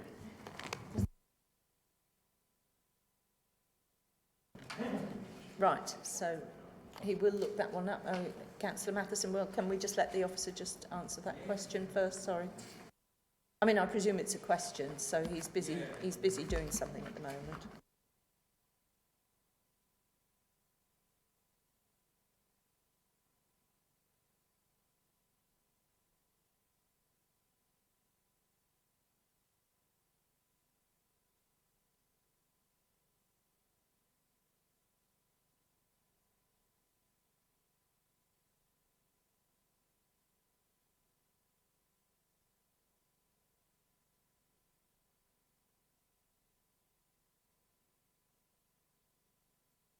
Perhaps when we come to the applicant, maybe they might have the answer to that while we're sort of going forward on it. Is the applicant here? Yeah. In a moment, we'll ask you the question. This is 6 bungalows. Thank you. Sorry, yes, go on then. I think we can ask that, can't we? Ian? Yeah. Yeah, 6 bungalows. Thank you. Yeah, that's all right. It's just we'll come to you in a minute. It was just the number of, the question was asked, 6 bungalows. I'm not quite sure where. We'll have to look on the plan. Councillor Matheson. Yeah, I was on the committee 3 years ago. I remember this one. The other thing at that time, apart from the sewage foul water problem to be sorted out, was the ability to walk safely into Needham, and I wondered where we were with that that requirement from the outline stage. Also a condition. It was heavily conditioned. So again, what Brainy have done, and it's been a job of work, they've discharged all the conditions for the training facility. That's done. But they've been also discharging those for the outline permission for the housing. And we're in the middle of discharging those and all in discussion. So they still have, that's an obligation on their part. They do have to provide the footway, and that's part of the condition of the outline element. So it's under discussion. Yeah, I think what I'm asking is, hang on a minute, have John. we done it? John, that's not part of this discussion because that was reserved matters. This is reserved matters application. Sorry. This is a reserved matters application, so you're dealing with the site in terms of layout and design and appearance and so on. Unfortunately, that off-site issue is controlled by a planning condition under the outline application. So in respect of debate and consideration, it really isn't the place for here on that one. Right, so there we are. So, any further questions? No? Right, good. Then we move on to Trevor Stiff from Bohini because we don't have the Parish Council objector or supporter. So if you would now like to come forward, please do so. And my colleague will do the 3 minutes. That's a minute one, isn't it? No, they're both 3 minutes. Good afternoon, Chairperson, and councillors. I'm Trevor Stiff, I'm the Managing Director of Bohini Civil Engineering. As you're aware, this is the detailed part of an original outline permission that we've already got. So a lot of the questions you've been asking have already been dealt with, and as Mark explained, we're discharging those as part of the process. Obviously, I'm pleased to see that the Planning Department have recommended the application for approval, but there was just, I just wanted to address one of the issues that was raised earlier, and was one of the objections raised by, well, the only objection I think from a neighbour was the issue with the flooding. We are aware of that. It's a historic issue. Anglian Water have already done some work to alleviate that problem. And they have confirmed that there is capacity in the existing system to cope with the additional properties we're proposing to put on here. But as a good neighbour, what our intention is to do some more improvement works downstream to improve the situation, but that would need to be done with the agreement of Anglian Water. So that's, you know, we can't guarantee it, but that is our intention. We've been in discussions with the neighbour and the adjoining property owner. You know, it's perfectly feasible, but it would need to be done with the agreement of Anglian Water. That's it. Any other questions? Thank you very much. Does anyone, Councillor Richardson, please? Yes, thank you very much. So just off the back of the previous question about the number of bungalows, could you give us any sort of statistics about the breakdown of sort of 2, 3 and 4 bedroom dwellings? I can't remember exact details, but there is a mix of There's a few four bedrooms. I'd say probably 6 or 8 4 bedrooms. Got a number of 3s and 2s. A mix of, and again, they're open market and affordable. The affordable element is actually 33% of the question, but the majority is probably 2 and 3 bedroom houses on there. There's a few affordable flats, but it's a real good mixture of different house types. Can I just interject on there? I mean, we have got a list of them here, but it's so small we can hardly read them. What page is that on? But can you put it on the screen and then enlarge it? I mean, technology can help us sometimes. But to be fair, if this is, the application, we really need to know the details, but perhaps we could have picked that up. Sorry, Chair, in attempting to trim out the development of the presentation, I took that one out. So we've got it here, but it's in microfont. So we can do some calculations for you whilst we go along. Yeah, okay. We can't do that. The numbers haven't changed since the outline. No, okay. Which was approved. Councillor Field, do you have a question? Yes, just can I go to the flooding and drainage thing? The paragraph 8.2 and points out that the certain conditions were discharged in March, and we were awaiting confirmation that the housing element of the surface water drainage strategy was approved, or was now satisfactory. It says it will be reported in the late papers, which I didn't notice, and it will be dealt with by condition rather than being an integral part of the application. And the conditions have, there are 1, 2, 3, 4 conditions, none of which refers to surface water drainage. So what should I understand from that? Sorry, Councillor, that was poorly worded, wasn't it? The outline, the full element has been discharged. The outline, as in the housing element, remains to be discharged still. I mean, discussions with them, I think we're pretty much there. So that was why it was going to be reported in the late papers, but it's not quite ready to be so. And the condition in question reverts back to, it was an outline condition. So it was loosely worded, just to confuse you, sorry. Any further? Any further questions, or can we? Oh, yes, Councillor Warboys, please.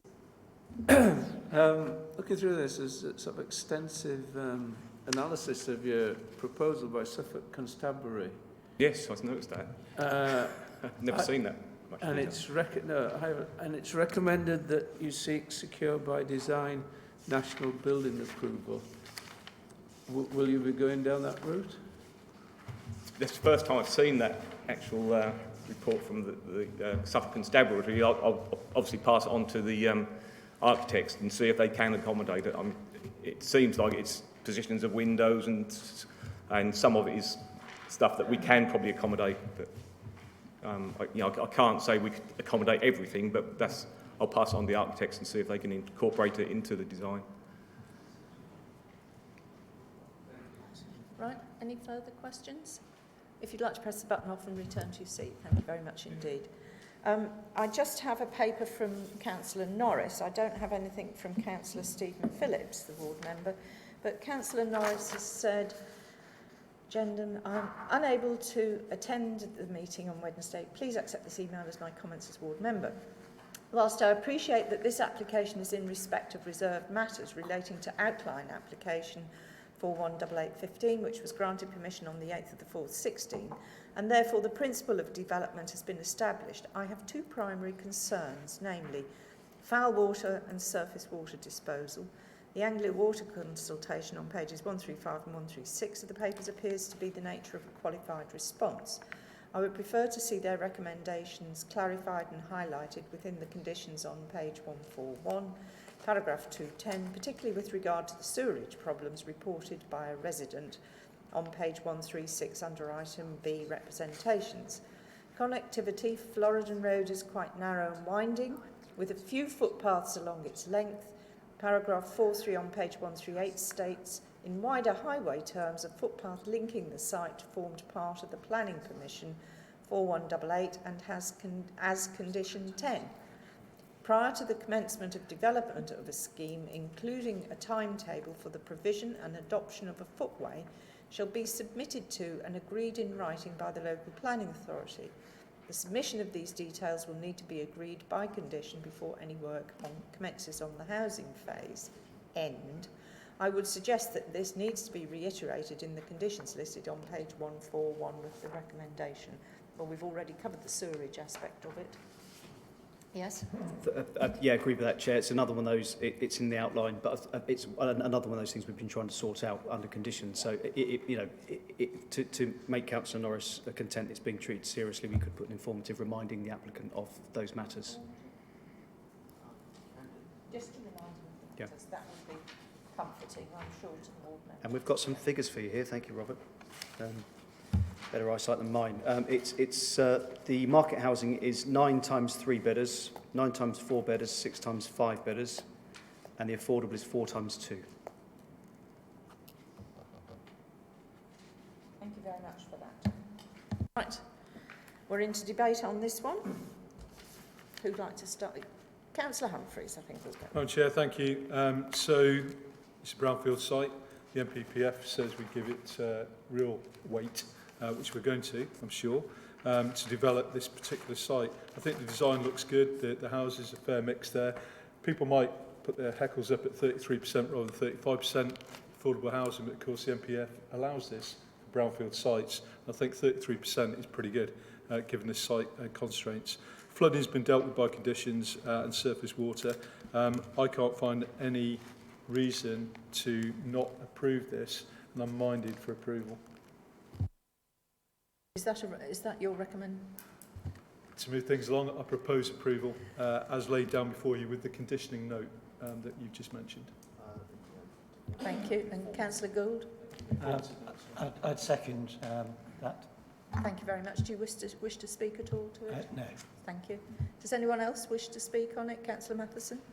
Yeah, I mean, as I said, I was there at the time, so to speak, and you know, it's concerning that the particular issues of the sewage and the footpath access to Needham, which was so fundamental to the original discussion and decision, and all right, they were put on there as conditions, but 3 years later, the job comes back to the committee with the reserved matters, with those things still not actually sorted out, and I find that a bit worrying. I mean, I accept that yes, the conditions are still there, and we'll remind them through informative, but it does suggest they're rather difficult to achieve. So it's a pity it's in front of us without them, without the solutions. I've just been asked to comment on that. Ultimately, though, when we place conditions on outline, we do actually try to avoid it as much as we can, but we have to. If we are looking and concerned about the timing of aspects, we can put concurrent with reserved matters. So therefore, those details do have to be considered before or at the same time as the reserved matters application. In fairness, in this case, that is not, as I understand it, the case. And so we have to judge it in our narrow, we have to keep to the focus of this application for what it is, which is just the layout, appearance and so forth. Thank you. Thank you. Noted. Yeah, I mean, perhaps we'll keep that one in mind for the department. Concurrent, good word, yeah. Councillor Field. I guess on this issue, there were two things that were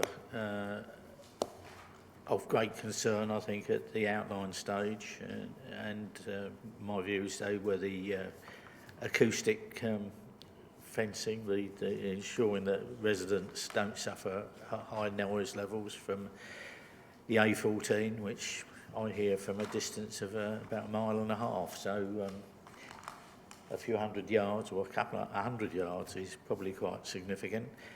There were precautions put in, and I note they're on these current plans, so that seems reasonably acceptable. The other one was the issue of sewage.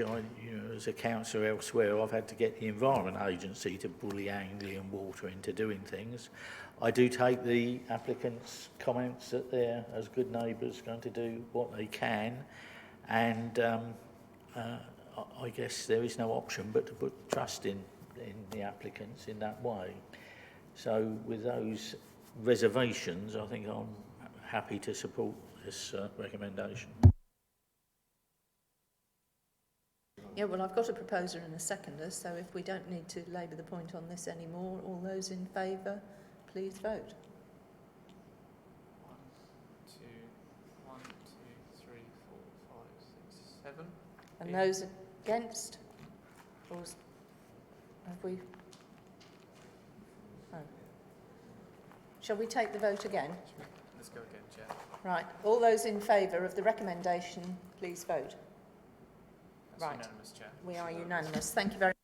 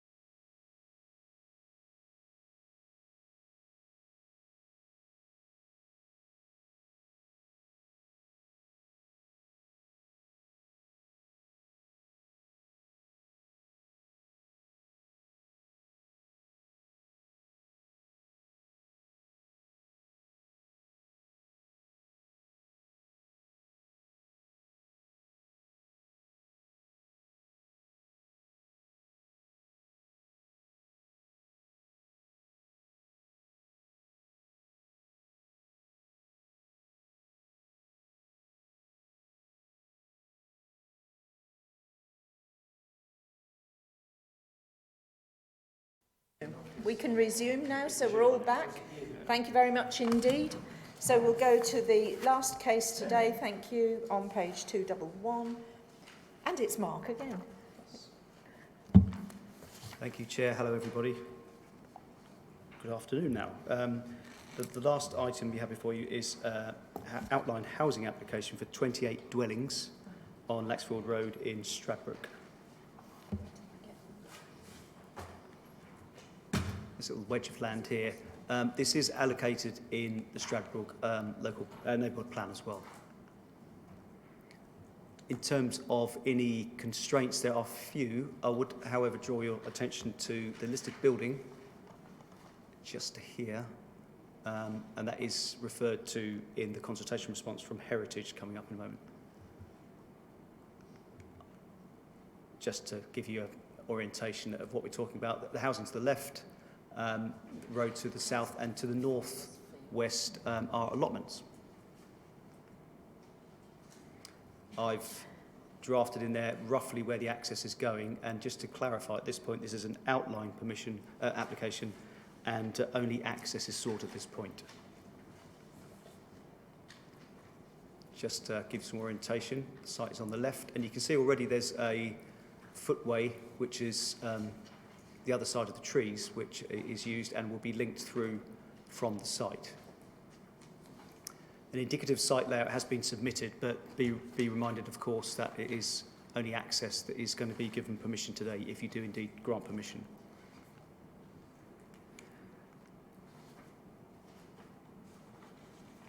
Just blowing out a bit more to give you some more indication about what it looks like. Again, it's indicative because it's an outline application, but these are the drawings that the applicant has submitted. Oh, that was it. Okay. There's been a little bit of attention to it, but generally the Stradbroke's been supportive of it because it is in the neighbourhood plan. So it's that coming forward basically. The applicant's seeking agreement to the access, so it can then bring the development on site and comply with the neighbourhood plan and supply the housing. So I'll leave it there. Do we know if there's been engagement with the community at all? I might have missed it on reading. I don't know that, Chair, but it's obviously come about as part of the neighbourhood plan that went to referendum. So. Okay. We don't have anyone else here except I have a short statement from the ward member. Oh, wait a minute. Do we want questions of the officer? Sorry, trying to swing this along. But bear in mind this is outline and it is for access. Did I see somebody's hand? Councillor Field and then Councillor Matheson. Just the number of dwellings, bearing in mind the discussion we had earlier today. I noticed the neighbourhood plan says 32 to 45 dwellings. This proposes 28 dwellings, and we're approving access, I guess, for 28 dwellings. But does that mean at some subsequent time we're going to get a detailed reserve matters application for some considerably larger number, having agreed this for 28, or correct on the second? It's described as for 28 dwellings, so it can't be any more than that. On the reserve matters stage, it would have to be 28 dwellings. If they want to change that, they'd have to have a fresh outline or full application for a different number of dwellings. I think that's been a mistake that's gone on in the past, that when it's had up to and then it's gone lesser or more, and we've got in a muddle when we've come through for reserve matters. So as Mark's quite clearly stated, it is now 28 dwellings, and we're not changing it. Unless you wish to change it in the office. I don't wish to change it particularly, but it could be an idea to ask the applicant to ensure that any subsequent development is substantially in agreement with the whatever the imaginary plan that we receive.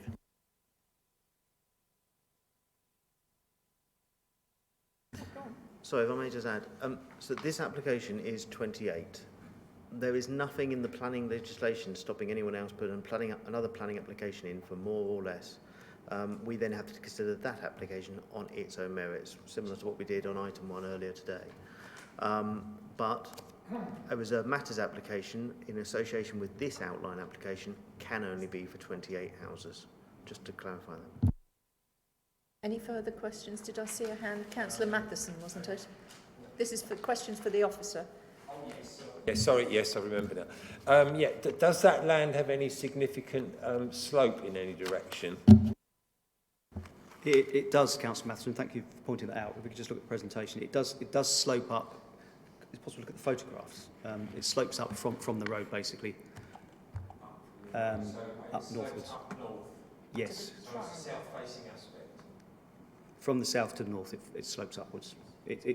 You can see the slope. It's not overly pronounced. If we just get the photograph up, probably good actually. I mean, that gives some indication. It's not the best, to be honest with you, but up to the left, it does slope away a bit. That's not the best photograph to show you how that works, but take it from me, it does slope up gently. And where is, can you just point out on there where the access is likely to be again, please? On that photograph. Actually, I'll go through here because there's not that many photos. Oh, there, basically. Right. Oh, right. Yes, Councillor Warburton. Is it possible at this stage to put in one of the recommendations that the use of renewable materials?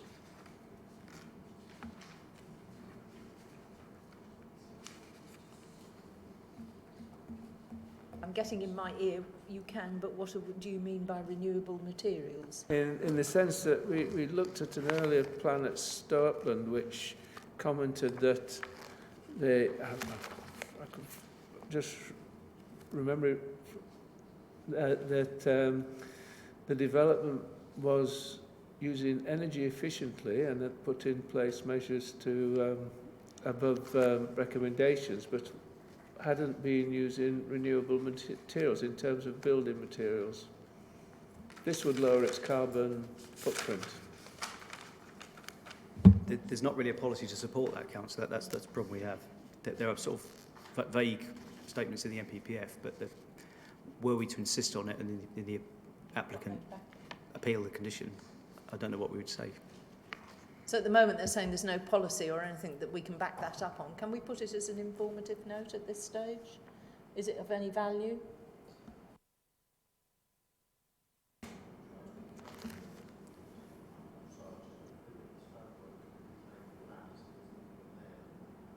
We're just seeing to see if we can find something to add to your thoughts.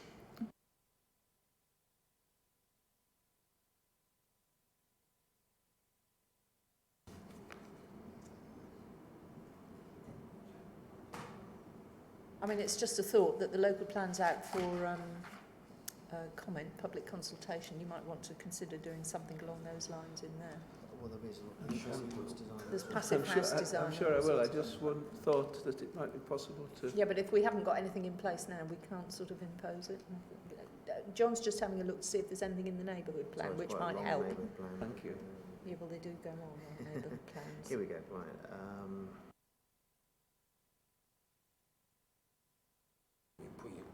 Push your button off for a bit.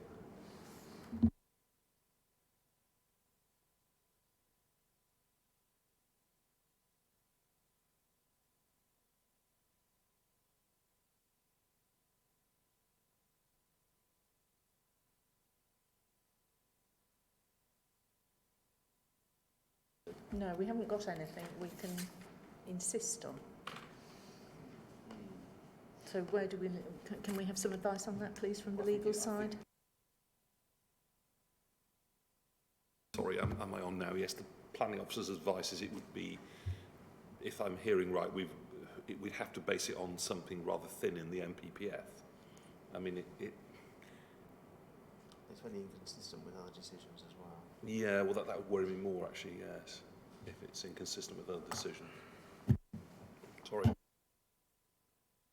The answer to that is no, we can't. It is not your officer's advice to go down that road in respect of seeking a scheme to be renewable. It has repercussions in terms of what is the viability of the scheme that would have to be tested. It also has no policy basis currently in terms of the local plan position we're at this moment in time. In the new joint local plan, there's some bits and pieces about passive house design, building for life and so on that possibly we can pull into it. I'd have to go through that a bit more in detail, but in our current situation, it is not something I'd recommend, and it would be very inconsistent with many other decisions taking place across the district.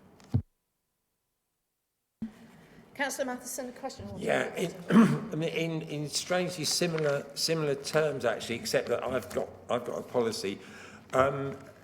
Is this the right time outline to point to MPPF 148 and 150, which do actually talk particularly about using the site and the orientation of the site to improve its energy performance, 148 and 150. Yeah, I had know, a I've got that discussion one with in here on the NPPF here, yeah. When layout is part of the discussion, which would be in the reserved matters, and the orientation of the buildings would be part of that, that possibly would be more an appropriate time to have that debate and discuss as need be. So you've asked the question, I don't need a debate on it, John, at the moment. Debate, what I wanted to say, I was just to ask John whether it would be helpful as an informative rather than that the applicant goes away and does the reserved matters application and then we come back and say, oh, well, why didn't you do so-and-so? Well, I'm getting from the legal officer, not necessary at this point, so... I'm not sure John can advise you further. I not think there's a great deal to be achieved by saying an informative at this stage. I mean, I'm happy to put in an informative, and informative is basically a message to the applicant from yourselves, and your message in this case is please can you consider the provisions of that part of the MPPF 148 and 49 in your discussions and pre-application advice, perhaps in respect of potential layout of the future. Yes, I understand that. It's not. Good, okay. So we're done with that then, and we can go into debate very shortly, I hope. And I have a message here from Julie Flatman. I'm in meetings all morning and afternoon, so would you just say the ward member is in support of the application as per the neighbourhood plan policy, Strad 15, which we had up here. I would strongly advise the developer to discuss the design with the parish council to ensure full planning permission achieved with ease, which is sort of coming down that same route, but with that little addition we can pop that on there. So we're now open for discussion. So does anybody want to start us off? Councillor Matheson, well done. Yeah, I think the you know, given the parish council's support, that I'd like to propose approval with that informative that we've just discussed. I think that's very adequate. Can we put that down? Yeah, good. Thank you very much. Does anybody else want to speak? Councillor Field? Quite happy to second that.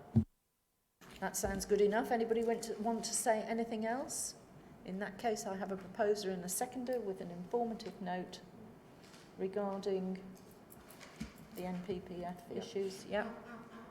So 148 to 150. 148 to 150. So with all those in favour, please vote. Thank you very much. We are unanimous, and thank you for everybody's attention today. That was very long and very well done. Thank you very much indeed.